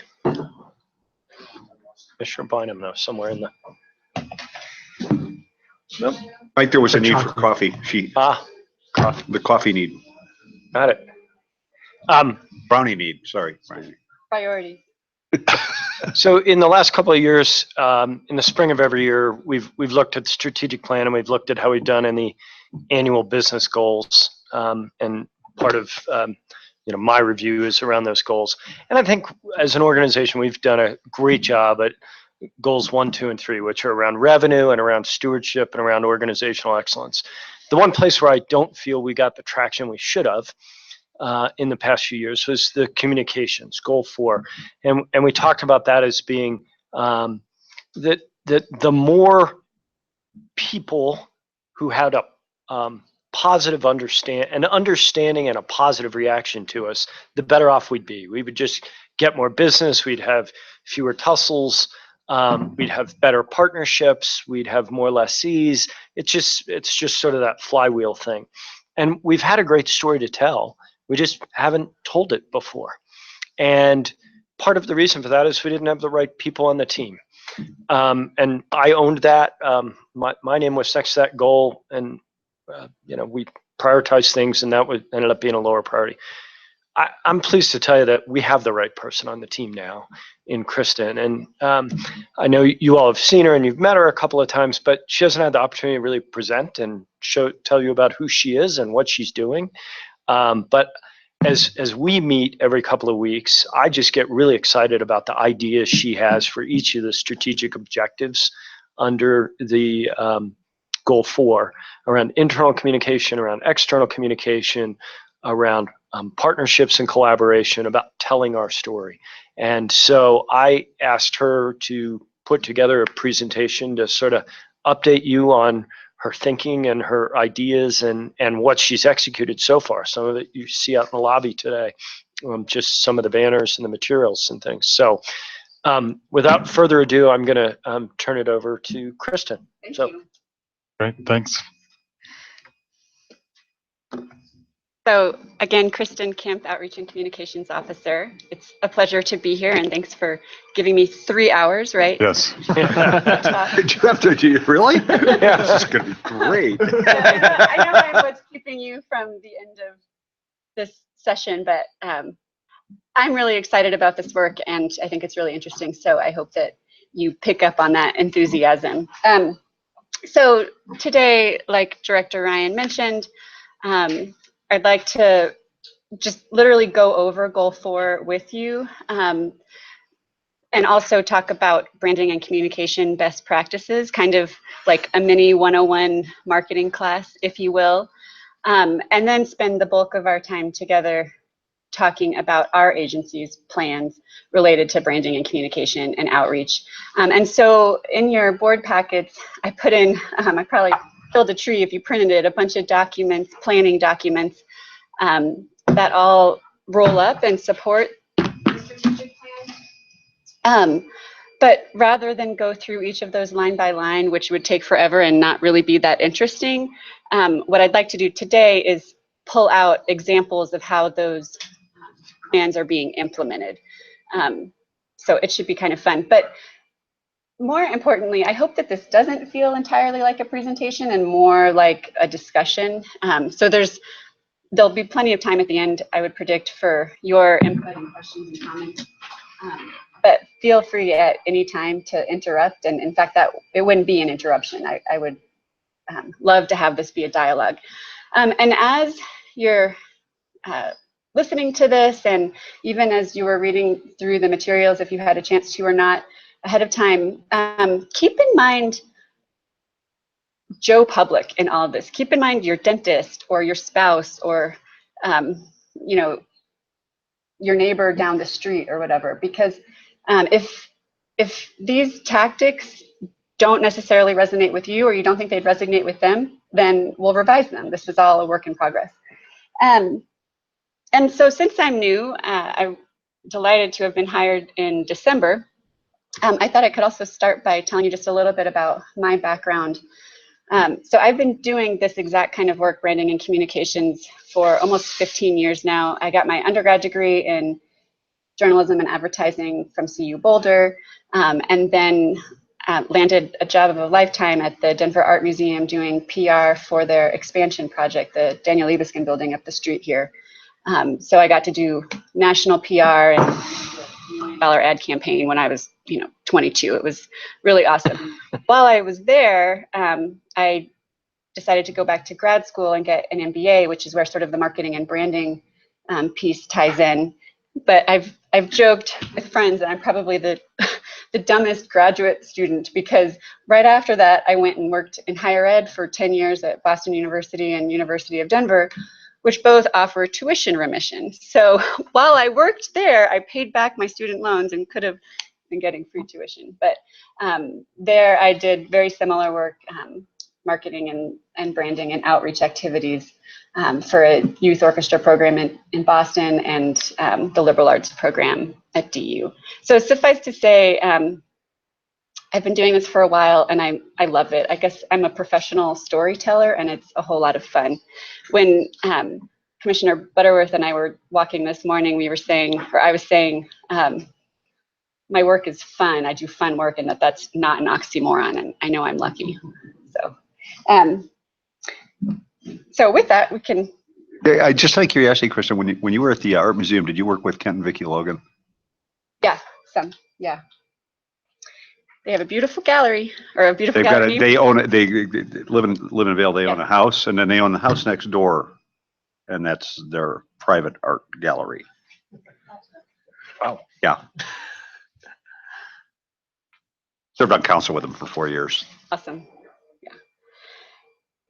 So if you have folders at your desks, hopefully, and inside is the prettified version of the strategic plan that you all approved in April.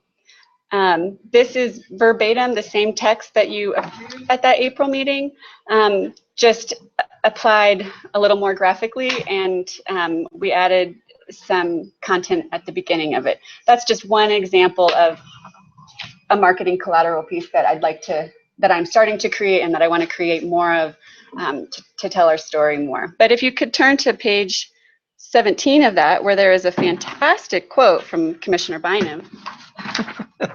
I did make you take out one word I didn't like. Was this before Harvard or after Harvard? I didn't actually say any of this.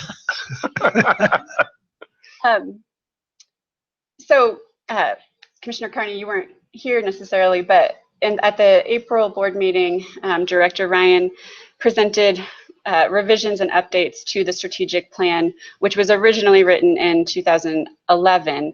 And it's, to use Bill's words, this is a living, breathing document. It's updated biannually, so this was the third time. He jokes a lot, although it's sincere, I can attest to it, that he has a laminated copy at his desk, and maybe I'm a brown noser, but I actually have a laminated copy of page 17 on my desk too. So you'll probably recall from that meeting that while there were updates and revisions throughout the plan, a lot of the revisions focused on goal 4, which is, of course, achieve greater understanding, positive recognition, and support for the agency and its initiatives. And then within that, there are 4 objectives. One around internal communication. When Bill was working on what revisions should or could be made to the plan, he held an all-staff meeting and tried to get a lot of input from staff.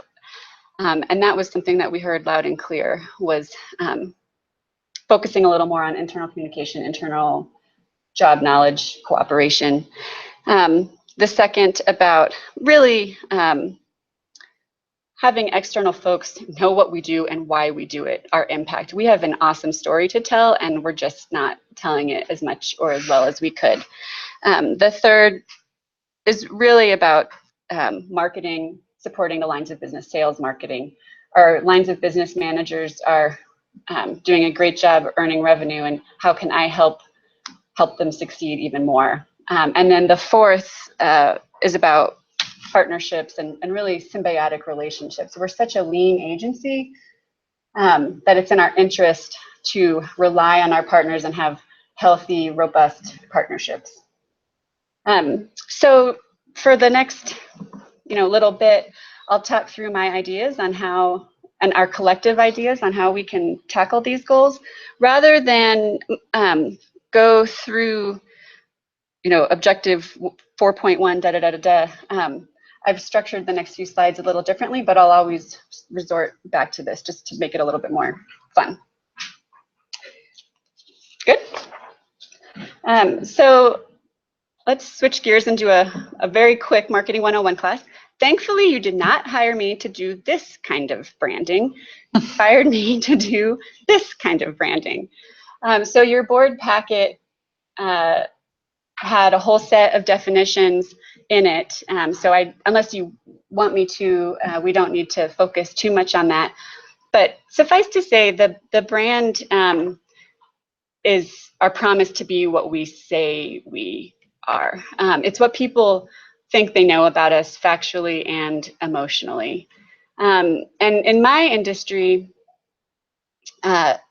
maybe perhaps like the ag industry, there's communications folks and marketing folks. And sometimes communication folks are resentful of marketing folks and vice versa. And in our case, because of my background, I'm actually both, which either on some days makes me schizophrenic, or in this position and on a small team, it actually is really advantageous. So when I came on board back in December, I inherited some really great work that I think your predecessors and Bill had put together with an external consultant, SE2 Consulting, who put together a very robust communications plan for the agency. And again, that was an exhibit in your board packet. So it was great for me to inherit that work. They did a lot of market research. They did focus groups with our lessees, a lot of internal work with staff, and they worked very closely with, I don't think any of you were a part of that. But from the files that I inherited and then the end result, which is in your packets, the SE2 communications plan for our agency, it was really robust. From my background, I like to pair a communications plan with a branding exercise, or really understanding the brand, if you will. So I sort of grew from that communications plan and the materials they put together and did a branding exercise for the agency over the last couple months. And that included the survey that you all took about taglines. So any questions so far on branding? So the branding exercise that senior staff in particular endured, so thank you to those of you who sat through that, resulted in this pyramid. And this is a document or an image that only I will ever use. This isn't intended to be presented publicly.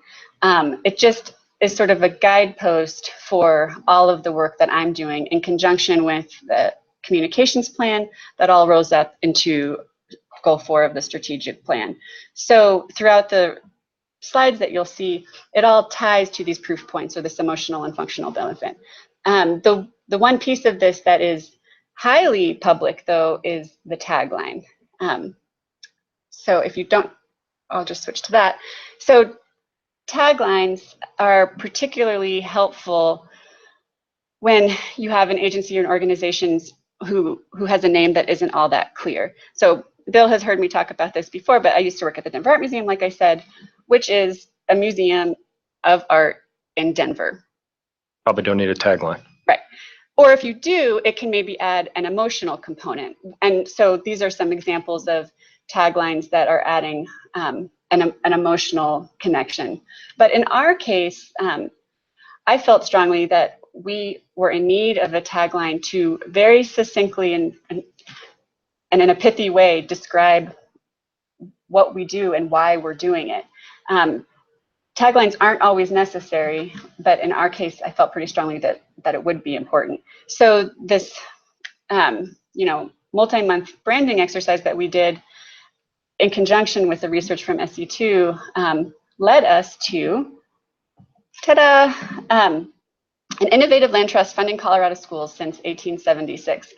Now, you could literally write a book about what we do, and in fact, maybe we should someday, but this is a fragment of a sentence that helps sum up what we do, and you'll start to see it applied to marketing materials like the folders you have, and kind of tchotchke stuff, frankly, notepads and things like that.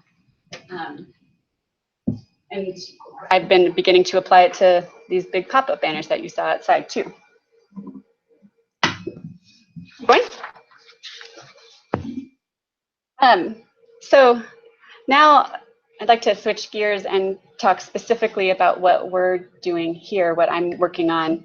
And I've broken up the next few slides into communications focused slides and then marketing and outreach type slides. And I'll just dive right in. But before I do, let me mention that I think a lot of us have fun marketing ideas. You walk into Target and it's like, oh, they should have done this banner instead of this banner. Or I was watching a Super Bowl commercial and God, that was the worst commercial I've ever seen. Why did they do that? In most cases, there are smart people behind those actions making a deliberate decision. Aren't people behind bad commercials? Well, what I'm trying to say is, I think you've hired me to assess all of the many different tactics we could pursue, and pursue good ones that return good ROI for us, or just provide better value for us given our limited staff resources or financial resources. So I always welcome any ideas anyone might have, but part of why I'm here is to kind of pick and choose the ones that are most appropriate for us, which is why I put time and staff's input and your input on that branding exercise. Is nothing that I do, I hope nothing that I do is fly by the seat of my pants. It's all grounded in the communications plan, grounded in that branding work, that all rolls up to the strategic plan. So, diving in, media relations. Poor Macaulay Culkin got a call from a journalist and he doesn't know what to do. If there's one thing that you take away from this workshop with me is that you don't need to talk to the media. And in fact, please don't talk to the media as commissioners on behalf of the agency. I mean, if you're friends with journalists, that's great, go to jail. But in my role, I am the public information officer, and it's my job to handle media inquiries, so you don't have to. So in your packets, I included our newly created media relations plan, and that talks about sort of the two camps of media relations. There's reactive and proactive, and our agency historically has been incredibly media shy, and in fact, Department of Natural Resources also operates in a pretty media shy environment, meaning you wait for the media to contact you, you react to those inquiries, and that's fine, and we can, but you have less control over what the coverage is going to be. And with proactive media relations, which Bill has begrudgingly acquiesced and granted me a little bit of leeway to pursue, while ultimately the journalist has total control over what they're going to publish, we can present ourselves and tell our story a little bit more, which again ties to 4.2 within goal 4. So an example is, if Abe's in here, we're going to try to pitch to broadcast media, to TV, a drone story. You know, so I'm envisioning on a slow Sunday morning when there's not a lot of news to cover, maybe a weatherman goes out with Abe, and literally Abe passes the pilot device thingy and talks about how cool this drone is. And will they say directly per our brand pyramid, the State Land Board is an innovative agency and entrepreneurial, unlike a typical state? No, but you're going to get that vibe because here's a state agency operating a drone and having fun with a weatherman. So just an example. And also in your board packets, I started a list to archive our media coverage. So just to give you a sense for it, I get about a call every 2 weeks. So we're in the news, not a lot, but a good amount, and that's just reactive. Out of curiosity, what's a random sampling of those? Because before I learned about the board and applied, which happened in about a 2-week window, I'd never heard of never heard of the board, never knew what the board did. So what are you getting inquiries on? They're small local publications, like county publications. Unless it's a bigger story, I think in March, in the spring, we had a big story in the Denver Post about the Pueblo mining. But that didn't really, the dilemma we wrestle with, I assume, or you get to wrestle with in particular, is that we just are a state agency with land in its name. And so when there's an article in the Gazette, a 2-page article in the Gazette, we just look like DNR or whatever, right? I mean, is the idea to kind of pare out And so, our definition? for instance, we have a boilerplate, or like a paragraph that describes who we are and what we do, and that should always be included in any press release or media inquiry, because some of the time they'll just take it verbatim, and so that's happened the last few press clips we've gotten. What I wrote verbatim was the final paragraph of the article. So regardless of what the article was saying, yay or nay, I don't want a mining lease here, or yes, whatever. If the reader gets to the end, they're reading what we want them to read. I think I heard you ask what are some examples. I can think of 3. 2 days ago, there was a small fire in the Lowry. You got an inquiry about that. Sherman Creek Ranch, several inquiries up in the Jackson County Star.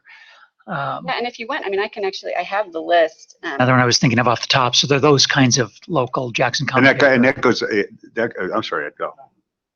That goes back to the prior slide where you've got I believe there's an emergency management plan or a crisis program.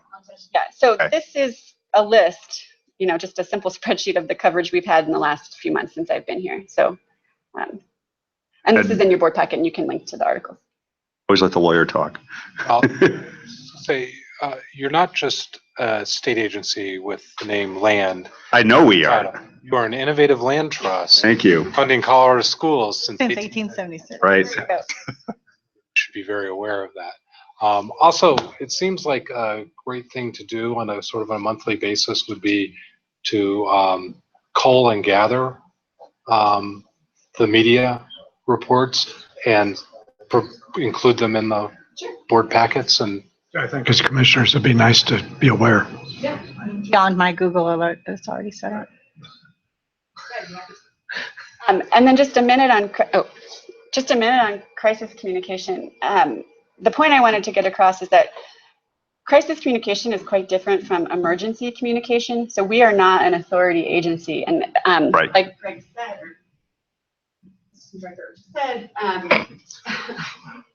just yesterday, just yesterday afternoon, I got a call from a reporter inquiring about a fire at the Lowry Ranch. Everyone was fine. It was a contained fire. So in responding to that, my response was the responding agency was the Bennett Fire Department, and they can answer your questions about the fire and fire safety containment issues. But here's our statement, and our statement was, the brave firefighters, came to our call quickly, and here's our boilerplate. A crisis. We're an innovative. Boilerplates. You're gonna get us on Meet the Press before too long. But Ryan's that Priebus. article hasn't run yet. It's a weekly. Yeah. Early next week. And it could have had a thing about the fire, a quote from the Bennett fire chief, and then no comment from the state land board. Anytime you see no comment, it just doesn't look so great. Instead, there's going to be a quote from me saying, thank you to the brave firefighters and the state land board, blah, blah, blah, blah, blah. I know that the media has been under fire a lot lately, and regardless of your opinions of that, they are still incredibly influential. And the public, our stakeholders, our lessees, our prospective lessees, are receiving that information. And so it's good for us to control it in as much as we can. Okay, so switching to external communication within the communications realm. Basically everything is external communication. And the media relations is a part of that, but it's kind of its own bucket, so I wanted it to have its own slide. The plan created by the consultants SE2 is really going to guide this work about key messages. What do we want to be getting across? Our impact on school children, the fact that we have a good product, if you will, like a really good plan. But there's just so many tactics here that we could be pursuing. And one is assessing and doing a better job of happily communicating with our lessees. So just as one example, I was asking how do lessees hear from us, and when do they hear from us, and what are they hearing from us about? And for the most part, they're hearing that they have an invoice due. So I'd like to change that so that they're this happy when they open their bills, like this Beirut clip art model. Now, no one's going to be happy to get a bill, but if we can add a tagline and pictures of kids, because nothing tells a story better than pictures, and tie it directly to that individual lessee. Your lease payment is helping support local community education by funding the BEST program. Why not do that? Especially because we're spending all of the resources to send those bills anyway. There's like no added cost to this whatsoever. And in fact, my goal is that this will decrease costs, because while this particular example of work is going to help me communicate with our lessees, who in turn will talk to their neighbors about what we do and our impact on school children and the ripple effect there, it should also help us with strategic plan goal number 3 regarding efficiency. So one of the things I want to do is just start an e-newsletter. In addition to adding some happy stuff on our bills, why don't we start communicating with our lessees and our friends, government agencies, neighbors, whatever. And a really cheap way to do that is an e-newsletter. Well, I can't do that until I have collected more email addresses, because right now we don't have too many. So I've been working collaboratively with the TRS team to figure out a way to collect all of that information on email addresses so that I can communicate with them, but maybe more importantly, we can encourage our lessees to use the Atlas online portal so that they can start doing bill pay online. And if we can get 5% more annually, some amount more annually to process bills online, we don't literally have to be stuffing 7,500 envelopes of bills. So just an example of how this can all be symbiotic. Just another example from an external communication standpoint, I've been working with Abe Medina, the rec manager, on some properties that are highly trafficked. So an example is the State Forest State Park, has 400,000 visitors annually. We own it and it's operated by CPW. If you go there, there's almost no mention of us. If you go to Zapata Falls down in Alamosa, which we're going to tour in September, there's like literally the teeny tiniest possible sign mentioning us, and then otherwise it looks like BLM property. That property has 300,000 visitors annually. So again, this is low-hanging fruit for me to help spread the word about what we're doing. One option is we could just slap our logo and our nifty, pithy new tagline onto some signs, and that would be fine. But I feel like a more compelling way to do that is add meaningful content. So in the case of Zapata Falls, these are just 2 of a series of 8 signs we're installing called interpretive signage, where it'll tell you the plant you're looking at or the vista that you're looking at, so that it actually adds value to the 300,000 hikers that are going there annually. And then, of course, you see on the signpost will be our logo. Examples. Internal communication. Again, this is something that staff made pretty clear when Bill was soliciting input on revisions to the strategic plan. So this ties quite directly to 4.1 of the strategic plan.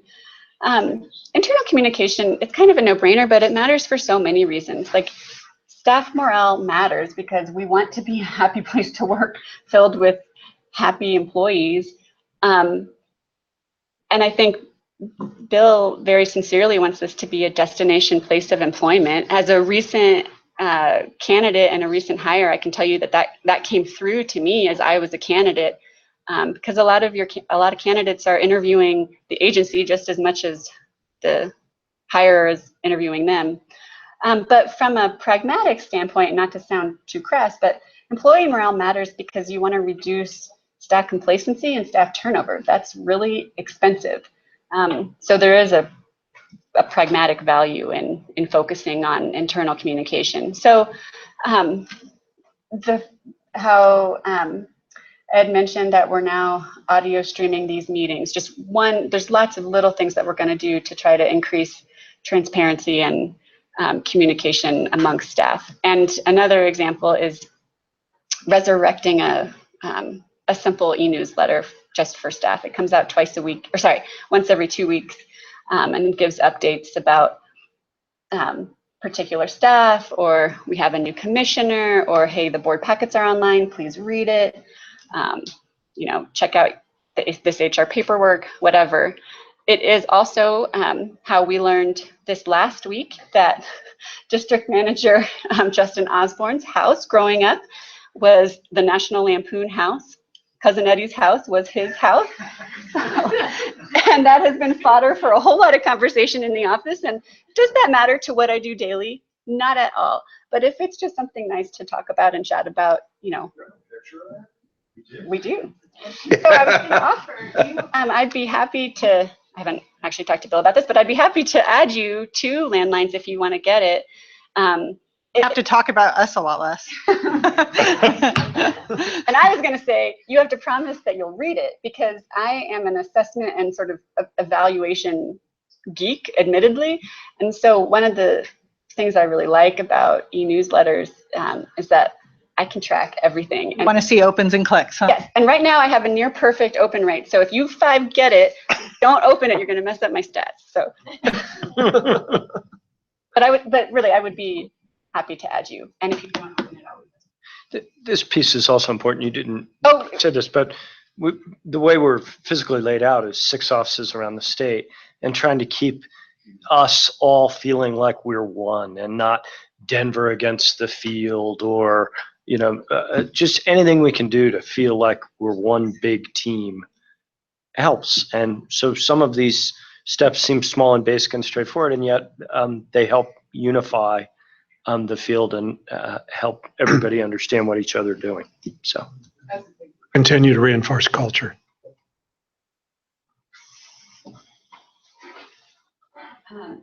So digital is a huge bucket. This is Tom Cruise in Minority Report. And while I don't feel I'll ever be as cool as him, I'm going to try to focus this summer on really adding happier, friendlier content to our website in particular. The agency revised its website and got a new platform last summer. So our website is now, I think it just had its first birthday. And we have a really good, I have a good problem in that our site is very functional, has a lot of meaty information on there, but it's not necessarily all that pretty. I'll say that. And I want to, so what I'm going to be spending the next few months on is prettifying it, again, a word I made up, with new content blocks, a lot more color, imagery, photography, and more content. So while we can have a fancy communications plan and a fancy brand outline, like really what it comes down to is actually telling our story. Like, yes, we know that we want to help people know the impact of our impact on school children in Colorado, but that means interviewing an actual lessee and sitting down in their living room and going through pictures and writing that article times however many stories we want to tell. So I'm going to start working on that and adding that to the website. The industry standard is that it takes someone 7 times to hear a single message.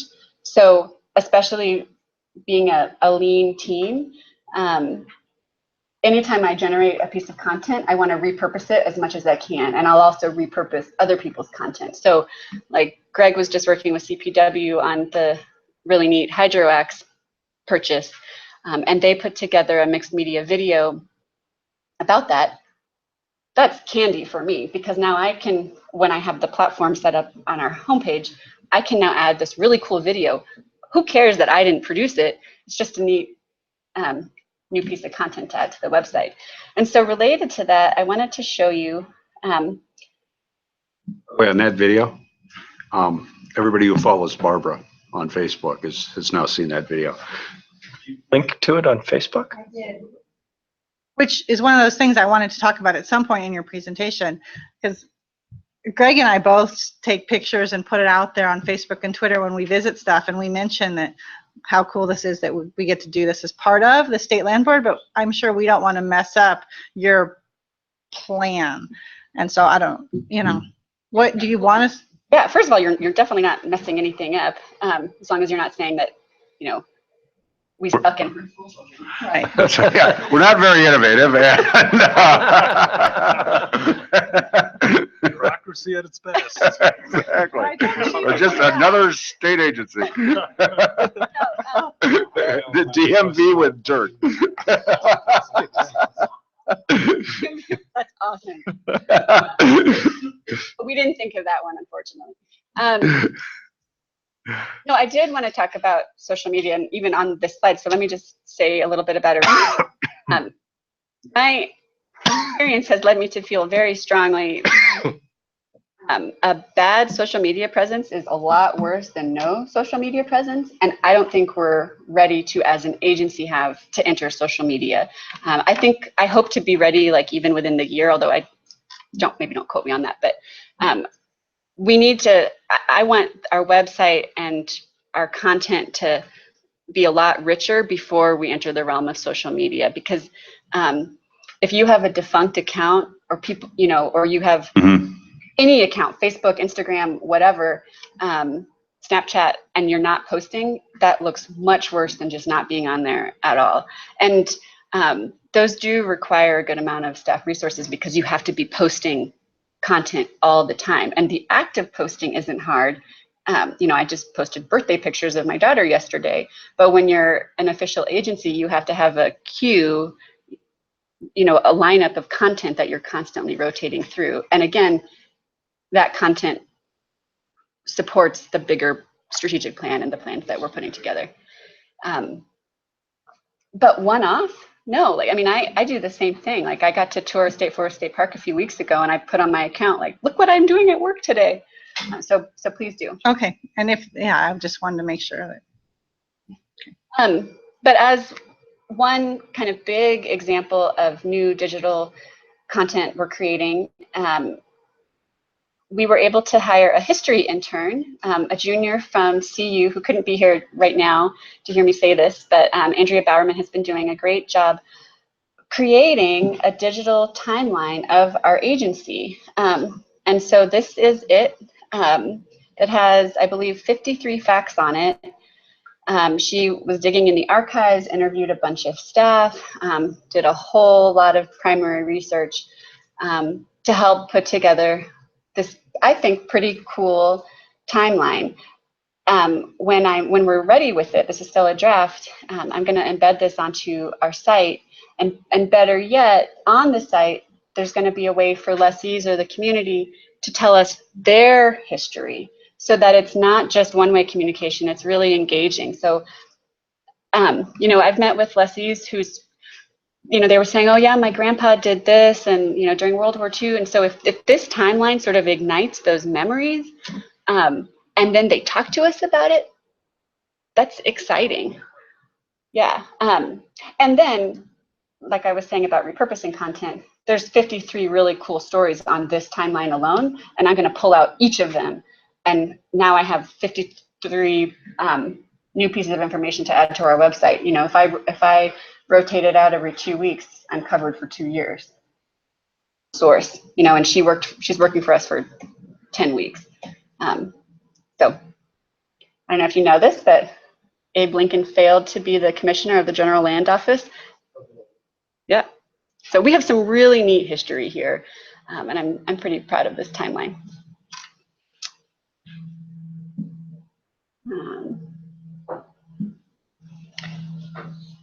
So, any questions about like those communication type tactics, or I'll switch gears a bit and talk about marketing and outreach, which aligns more with objectives 4.3 and 4.4. So how people see us, like literally, matters a whole lot. And this is what Gary and I were chatting about this morning. We're the opposite of some of these slick startup companies where maybe there isn't a whole lot of substance, but they have high gloss folders and flashy websites that blink at you, and cars wrapped in weird logos, and no substance. We have had a whole lot of substance and kind of not a glossy outward appearance. So in your board packets, you'll see I've drafted visual identity guidelines for us. And that's a document that probably no one but a marketing person like me and graphic designers would care about or really ever think to create. But in my world, it's just as important as the communications plan. It's like the sister, what we write about ourselves is equally important as how we are visually represented, especially in our case, because what we do is so beautiful. Like the assets that we have, our land, are just, it's my opinion, just striking. So you'll see in those visual identity guidelines that I really want to emphasize our photography. We don't need flashy designs. We want to emphasize who we are, and that's pictures of our properties and pictures of happy school kids in front of new buildings that we help fund. And that just pulls at the emotional heartstrings of people. We're building one right now in Montrose. You want me to send you some pictures of construction? Yes, you would. It's unbelievably and oddly hard for me to get good pictures of schools. And it has a lot to do with the legality of kids and pictures. But every best school that I've already toured, I've only gotten, anyway, yes, that would be fantastic. So if you want, I can talk more about the visual identity guidelines, but it's getting manifested in a more streamlined look for us. So these are just a few examples: the banners outside, the folders, the strategic plan. Each piece will look a little, distinct, but it all ties together. Similar colors. One tidbit is, and an important point is, this is all compliant with Brand Colorado. So I'm not like breaking any rules here. Governor Hickenlooper had a big branding campaign a few years ago, and that rolled down to us. And in that process, for instance, they assigned a palette of like blues and greens to all of DNR.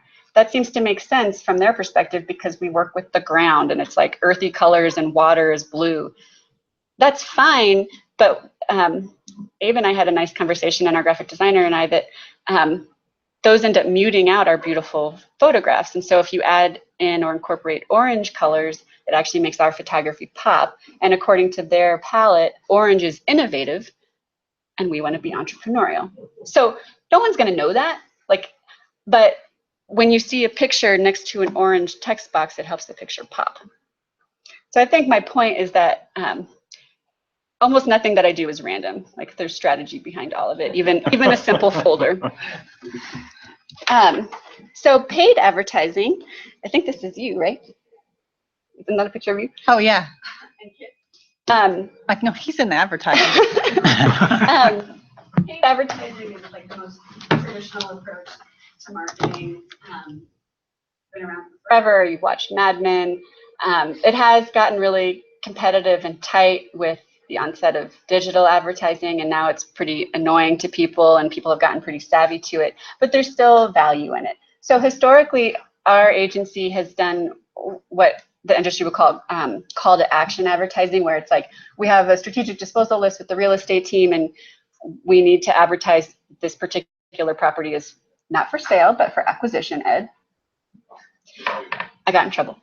And it's just like a basic ad. So one thing I'm working on is streamlining all of those ads so that they look consistent. Right now, you'd never know that this ad and this ad from two different districts were even part of the same agency. But as importantly, we're now doing proactive advertising that ties to Objective 4.2 about increasing the public's awareness of our impact on school children. So one way I'm pursuing this is with a ad package with Rocky Mountain PBS that is just incredibly affordable, is all I'll say. It's a great tied to their kids programming, which my toddlers watch, and also sponsoring their Match Witch program, which is a high school like quiz show competition, where if you don't know about it, you don't need to know about it. But if your kid is a part of this program or your school is participating, it's like your whole world. It's like the debate team for the school. And what I like about this is that it's incredibly quantifiable. So I can assess, yeah, that was a good thing, let's do it again next year, or no, actually wasn't worthwhile, so let's not do it again. So I'll show you, we purchased, we created an ad, and we own that 15-second spot, so that in and of itself gave me back, made it valuable. And it ran 50 times with 5,000 impressions each, and I'll show it to you. A lot of local farmers and ranchers lease land from the Colorado State Land Board. Our constitutional mandate is to manage land for the benefit of Colorado Public Schools. So when you make a land lease payment, your money goes to local school children. The Colorado State Land Board. So 15 seconds tries to sum up what we do. And it ran primarily in rural markets too, Yeah. right? Where our customers are. In fact, it was cheaper for me to buy all of rural Colorado and omit Denver than buy Denver. So I'll just be frank, that ad ran 50 times with 5,000 impressions each, and it was $980. Nothing. And it included ads in their e-blast. So their e-blast goes to 64,650 recipients, people who have opted in to hear about Rocky Mountain PBS stuff. It had an open rate of 16%, and all those people saw that last year we generated a ton of money for school children. Very straightforward branding campaign and awareness campaign.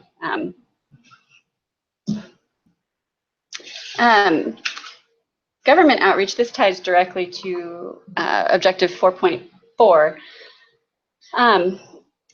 Part of my role is to help us have better two-way communication with our local government officials so that they know what we're up to, they feel good about working with us. And the real advantage here is that then if down the road there is an issue, we already have a somewhat convivial or at least open communication with them. And that ties also to objective 4.2 and just spreading the word about what we do. And this is where I, in particular, love your input. Historically, we've invited county officials to come to board meetings if the board meeting is on the road. And I haven't experienced this yet, but I guess sometimes they don't show up or it's not, maybe whatever. I'm trying to make it a lot more engaging and much more tailored to the county. So we're going to be creating pretty documents like this specifically about our impact on that county so that they feel like we're giving them the attention that we actually are giving them. They just don't know it because we're not telling them about it. So basic stuff like the number of leases in your county, the number of acreage, number of lessees, other stuff, possessory income tax, best funding, the indirect economic impact of rec leases. So I would love to run these documents by you. Please. I want them to be pretty for one thing, but very informative, and just help the counties understand that we spend a lot of time thinking about them. We need them to know that. Well, the case study is when Paige and Chris came up to during the middle of a master planning process in Eagle County and had to educate a smart, savvy career planner on what we were, despite the fact that we were the second biggest, or maybe the third biggest landowner in the county, because there's just absolutely none at all. We're the DMV with dirt. I'm going to start using that as the tagline of fail from now on. Yeah. Well, so part of this, we have a sort of what the State Land Board is 101 presentation, and I want to take that on the road a lot. So Bill and Crystal did a presentation to a group of bankers a couple months ago, and why was that of value to us? Because the conference was specifically about agricultural banking, and they were probably the banks where a lot of our lessees were doing business at. That has intangible value to us.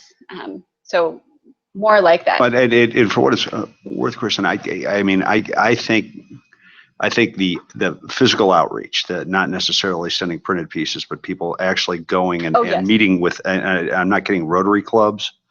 I don't know if Grange is still a thing in the rural counties. I suspect it is. And occasionally walking into a county building and giving 10 minutes in front of the county commissioners and the county planning commission, I think has as much impact as anything with the regulators, at least. I completely agree. And sorry if I wasn't clear, that is my intention, that it's not just a flyer that's emailed to them. We talk in person. And that was a perfect. It sent page out. Well, and that's the issue. That is from a staff resources perspective, that's what makes it challenging, is that our state is so big. But you just gave me the perfect segue to the final slide, hyper-local outreach. So, everyone's talking about how the world has gotten so flat with digital. But in our agency's perspective, that's actually really great news for us, because we are inherently hyper-local. Our district managers they do a great job of literally physically being on our properties and knowing the first names of our lessees and when, who their kids are. And we practically are the definition of hyper-local. And I want to embrace that. And there are probably dozens of ways we can pursue it, but what you were just describing, to me, I think would provide a lot of value and would be worth our time, especially because we do traveling board meetings anyway. Maybe it's that we stay an extra day, and I'm already trying to do this, like trying to meet with the media or whoever. I know Crystal Cranda wants to do something similar with her local designees. And there are other ideas. So for instance, a lot of the best schools do groundbreaking ceremonies, and then and I don't know if this is what you're experiencing, and then eventually they'll do a grand opening ceremony. We get invited and we often don't even go, so I would like us to start going. And then that's kind of it. We get a plaque on the wall that everyone walks by and no one really notices. And so why not do 5-year, 10-year anniversary programs, especially because if it's a high school or any school, 4 years later, everyone who was there doesn't even remember that it was new anymore. And of the best schools that I've toured, they're so proud. I mean, these aren't just places where kids go to get educated. They're community centers. If I can give you a case in point, I was in a meeting, a town council meeting yesterday. We were talking about our elementary school, and the architect who was renovating the elementary school referred to the little grass field next to the elementary school, which was purchased by the town with some GOCO participation, as a GOCO field. GOCO is crushing it. Yeah, and GOCO requires some serious signage anytime you spend their money. Yeah, and GOCO, so I've now been meeting with the folks at the BEST program, and they're like, oh yeah, well, the lottery folks were just here. I'm like, well, we're funding you so much more than they are anyway. And frankly, BEST is open to anything. They're gonna let me do a PR campaign, and again, there's a lot more behind this. So as another example, we're going to start a proactive media relations campaign to tell the local communities, the local little papers, anytime their school is getting BEST funding, hey, that money's coming from us. That would be great, because right now it says it comes from marijuana tax and other sources. Yeah, and the other sources, sources, run an article, right? Other sources. And BEST doesn't have the resources to. Guys are other sources. But they just need you to spoon feed them, because they're little local newspapers that. Yeah. And the trend with media, not to get too nitty gritty here, but people are reading big time national and hyper local. So it is worth my time to work with these local media folks. When it's time to meet with the Colorado Mountain News media people, which is actually all the newspapers in Pitkin, Garfield, Eagle, Summit, and now I think Routt County, or at least the main newspaper in each one. Let me know. Okay. I know a guy. You'll get us I on the cover. partner with the owner. So And the thing is, it's not even hard to get on the cover. Half the stories that are on our media tracking list already are the cover story. And the more we can do that and have it be happy information, the better. And if Best doesn't want to be doing that proactive PR, then we will, and our boilerplate will be higher up in the story. So, Kristen, my concern, and I suspect one of the rationales for, unwritten rationales for why DNR and the land board have always been kind of media shy, is that surfacing whales get harpooned. And the last thing we want to do is draw attention to ourselves if it results in us being thought of as low-hanging fruit for money. I mean, is that that scares me a little bit. As all if our profile gets too high, people start paying attention. They go, "Where's all that money go?" And I got to spend my entire career working for private companies and staying out of the media, and so I bring that prejudice as well. Still has that prejudice. Deeply ingrained, but with the right people to manage it for you. This is impressive. I don't know how to do it, and and we didn't have the resource to do it before. But now that we know how to do it appropriately, less shy about it. You build up capital of trust and goodwill that you could draw on in a time of emergency. Right. Exactly. So I think that's what we have to gain as an agency. As long as it's happy news, not fake news. Huh? Exactly. Well, and that's why, in some ways, why I was so eager to come work here is we have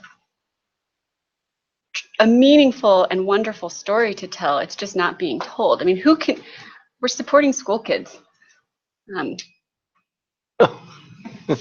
Provided we don't step into the. Exactly. As long as you don't put a yurt near my house or a gravel Oil mine in my well county. By my school. Yeah. Or loose snakes on the homeless. Is You gotta stop saying that, or that's going to become an actual Right. thing. Yes, I would not like for that to be. You're saying enough Then we times. will need a crisis management plan No, it's true. But in Snakes all, on the plains. Exactly. on the plains. but in all seriousness, when we got a complaint, if you will, from an HOA recently, if they have a better understanding, or if we can provide them with more information and easy to read materials about our impact, are they still going to complain or be unhappy? Probably so, but will it soften it a bit? Will it help our dialogue a little bit? I hope so. Am I boring you, Greg? Well, and when we get enmeshed politically, voluntarily or involuntary, one of the points Bill makes is that we have allies.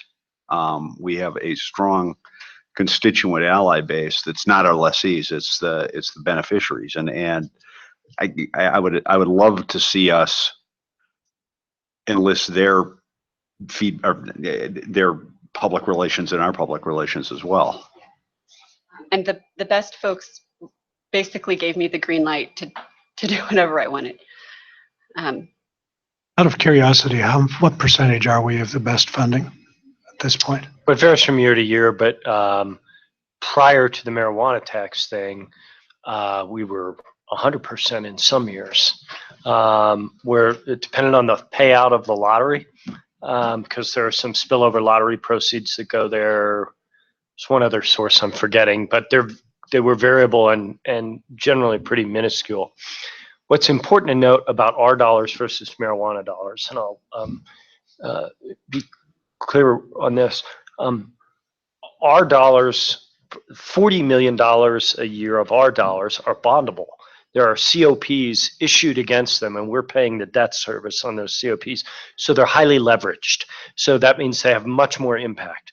The marijuana money, they won't bond against because it's federally illegal, and they're not sure if the law will change. And so they don't want to have a set of bonds out there that are dependent on that revenue stream that could go away. So those dollars get given out dollar for dollar as grants to upgrade us, life safety systems and things like that. So I would argue that even if there are marijuana dollars at a certain school, our dollars were more impactful because they got leveraged in most cases. Oh, yeah. It's my understanding that even with that, we're still a significant percentage. Yeah.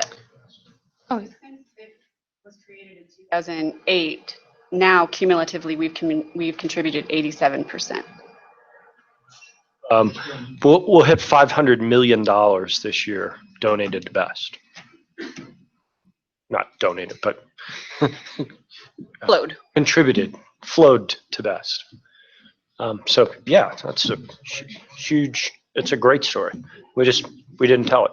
And to belabor the point I think you two were making, if we already have a relationship, even if it's just having worked on one article with a reporter or having had one meeting with the local government commissioner or whoever, the next time if there's something hot or unpleasant, it's so much easier to meet someone on happier grounds than on unpleasant grounds. So that really wraps everything up. So if you have questions or more brilliant ideas to share with me, please do. But I'm delighted to be here. I've said repeatedly, we have a wonderful story to tell, and I am really looking forward to now diving in and getting to talk with lessees and start writing and generating mixed media content. So much more. Stay tuned. A couple of things I think about the difficult conversations and issues that we face, or the communications problems. Like I think about, trying to educate, we come under the gun because people think we, as a state agency, our lands are public-private. I didn't see any of that sort of woven in here. That people will come and challenge. They want to challenge our ability to issue permits, and we have the conversations that we're doing is allowing access to the minerals. We're fundamentally our value is that it's local control. So that's the less glossy side, but these are the things that, at least as a body here, that we have to, the number of times we're not a permitting agency, we simply, or we're not a regulatory, we simply grant that. There are other agencies that are responsible for the really difficult decisions. And that's where I think we get vilified and take a lot of heat unnecessarily. I hear you, and I think that's a great point. We've built some of that language into our new boilerplate, and I started to work with Abe on and we're in the nascent stages of creating some collateral rec materials so that at a property, can there be a brochure that describes who we are and all the happy stuff, and then there's an insert that describes why you can't access this land. And if we can reduce inquiries by, 5%, wouldn't that be? Think about MacArthur Gulch and just how they had all the neighbors spun up and, filling this place, and all misguided that, it was ultimately not our say. I think about Hitchrack Quarry down in El Paso County, and, I've had local conversations, people wanting to know, how could you possibly, and it's just like, our job, we're the fiduciaries of this, we're the trustees, we granted access, it's got to go through all of the local channels and all of the permitting agencies. I think the other thing that we've run up against is, how do we communicate with, you talked local government and counties mostly, but the state legislature. And I know that, in times of crisis, they've looked at the funds here. And, that's just an ongoing challenge, but is there a strategy about how frequently we are doing a tutorial, a 101, to head off those sorts of things. I know at one point, I forget what group was looking to redirect some of our funds. Hunters, What's that? at the hunters or the, Well, no, but yeah, hunters and I mean the hunting, Colorado bow, or was it Colorado bow hunters or Backcountry hunters. backcountry hunters? I also think CPW. You know, we've been in here, and this is just goes on and on. They think that, you know, we'll be reviewing the oil and gas leases, and you know, they feel like they can issue a no surface occupancy. And I mean, I think we've addressed that, but just within a sister agency, I don't think they understand state forest, state park, how we manage that. You know, we're coming at this from a very different perspective, and a lot of the challenges I think we encountered was they don't understand our business model and how we operate. And I think that they think the beneficiary. yeah, to some degree, yeah, or that they can, you know, they can tell us how our land should be managed. And you know, it gets, I think we've made great strides in conveying that, but staff turnover, director turnovers, all of those sorts of things I think are ongoing issues. And I don't have the answers. I don't have a brilliant idea on how you do that, but I think that needs to be woven into, because for me, that's where the rubber hits the road here, you know, and certainly, you know, ensuring that the public understands that we're building schools and doing those sorts of things. But where it gets difficult is when I'm impacted by, not me, but the public is impacted by something that we do. But I do think the ongoing education of the elected officials at the state level is a really important piece of it, because there is churn there too. So, but it's a double-edged sword. We've got to. Yeah, and I would agree too. Yeah. Yeah. Well, and that's true. Is, you know, how much do you disclose and how much do you? Those are the one. You know, That's the body that can change the spending policy. We've talked about the decentralized governance of the land board. And so while I want to educate them about the asset management side, I run the risk of them going and changing the spending policy. Kill us. Yeah. And unwind the plans. Yeah, that's where I was headed with the low hanging fruit thing. I mean, we look really attractive. We're too attractive, especially if we're drawing attention to ourselves with that audience.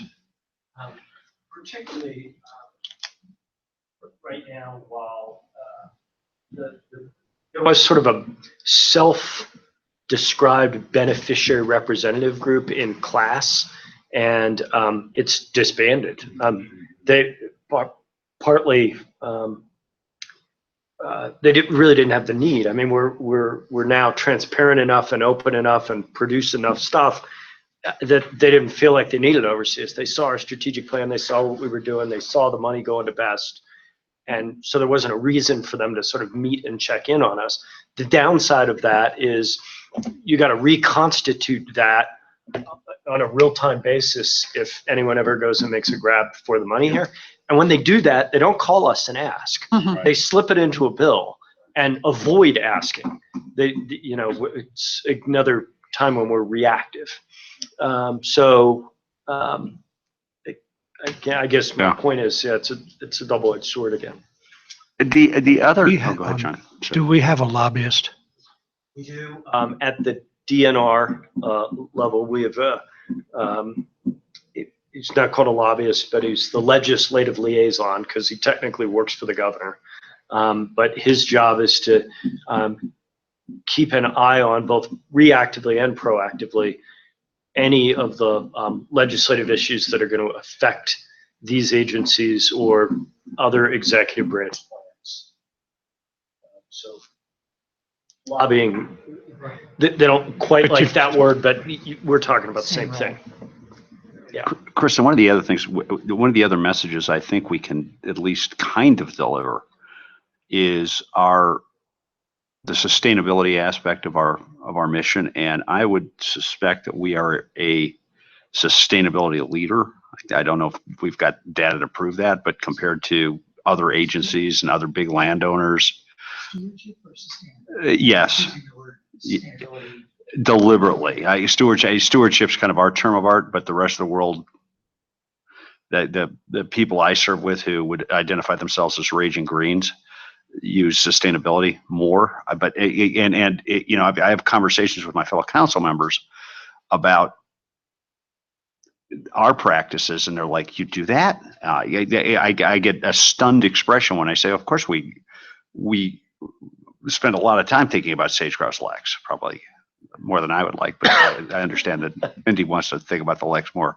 But that kind of stuff is completely opaque to the general public. The fact that we have a sage-grouse sustainability or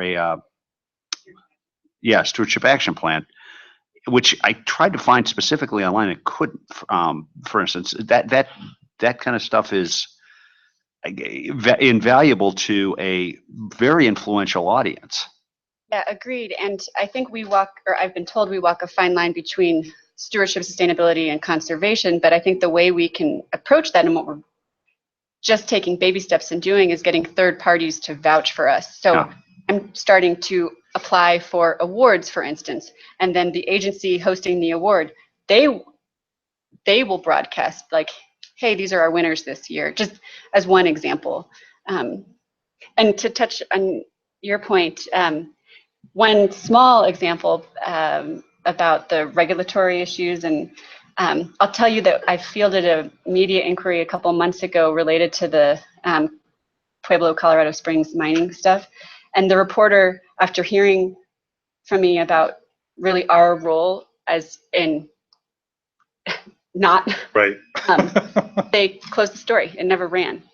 And I consider that a big success. Like, a big part of media relations is sometimes what you're not. Killing the story. The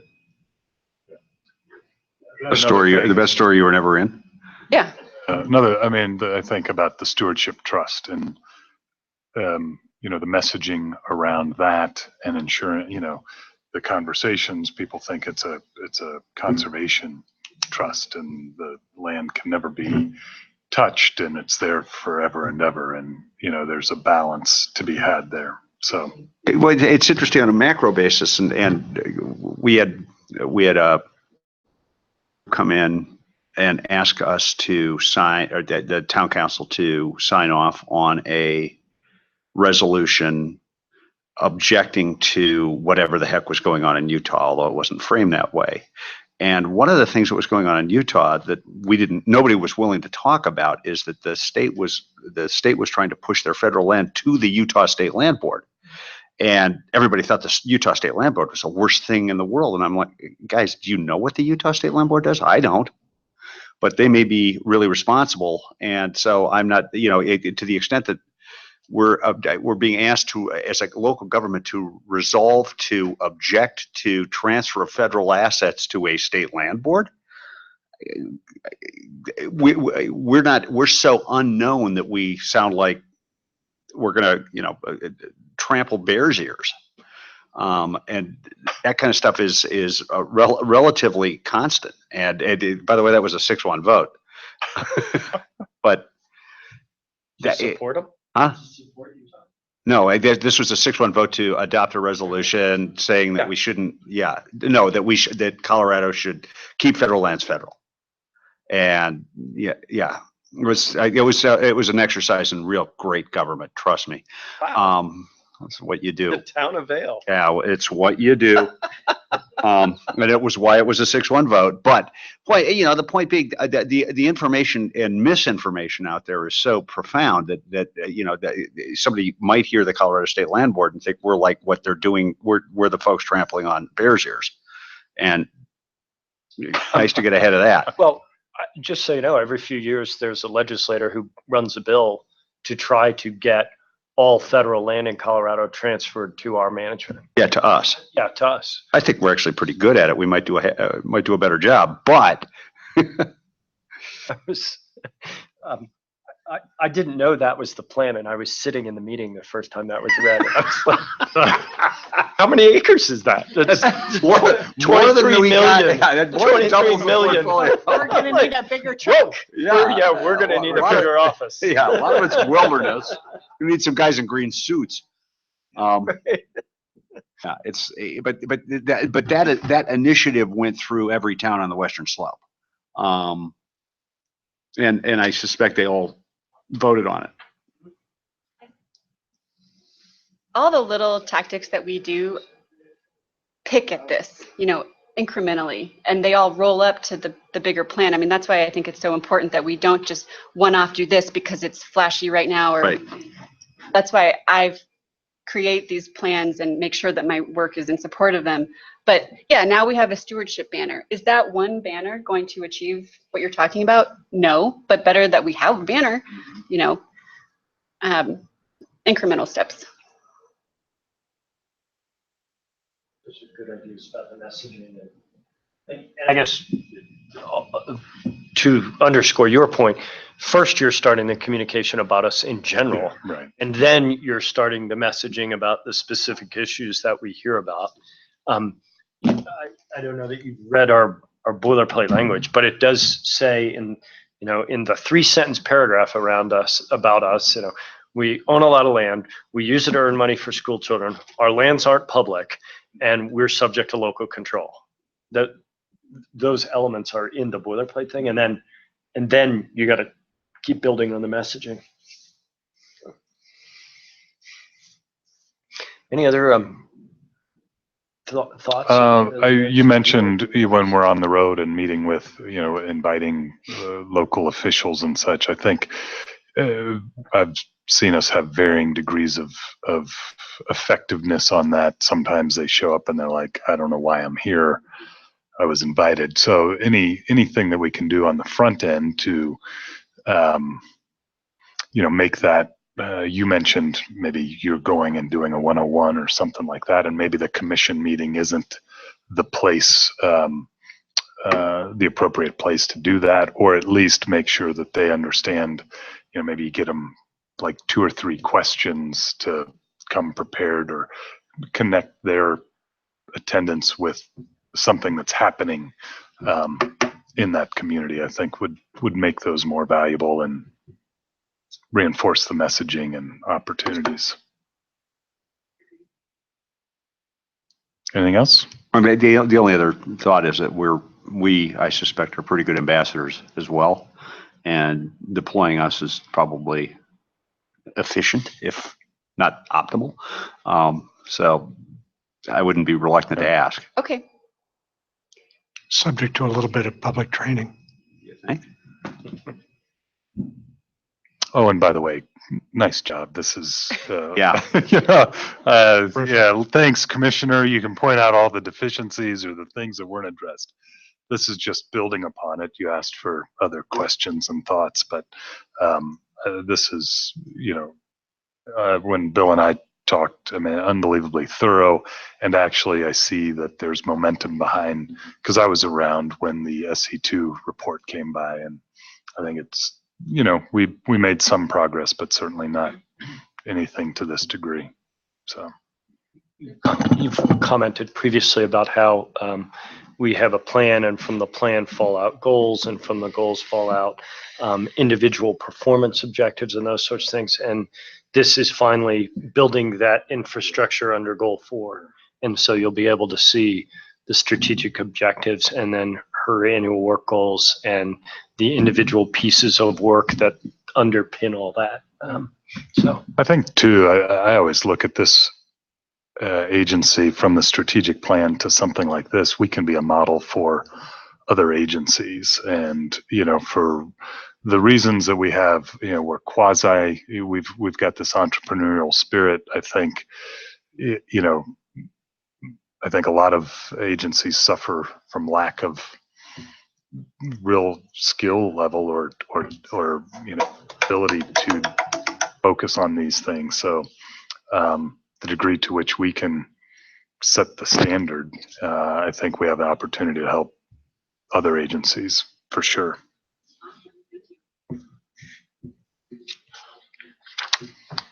All right, let the record reflect that we're adjourning an hour and a half early. Anyone want to comment on my meeting facilitation skills? I think I have a pretty strong track record. Assistant Attorney General Hamrick.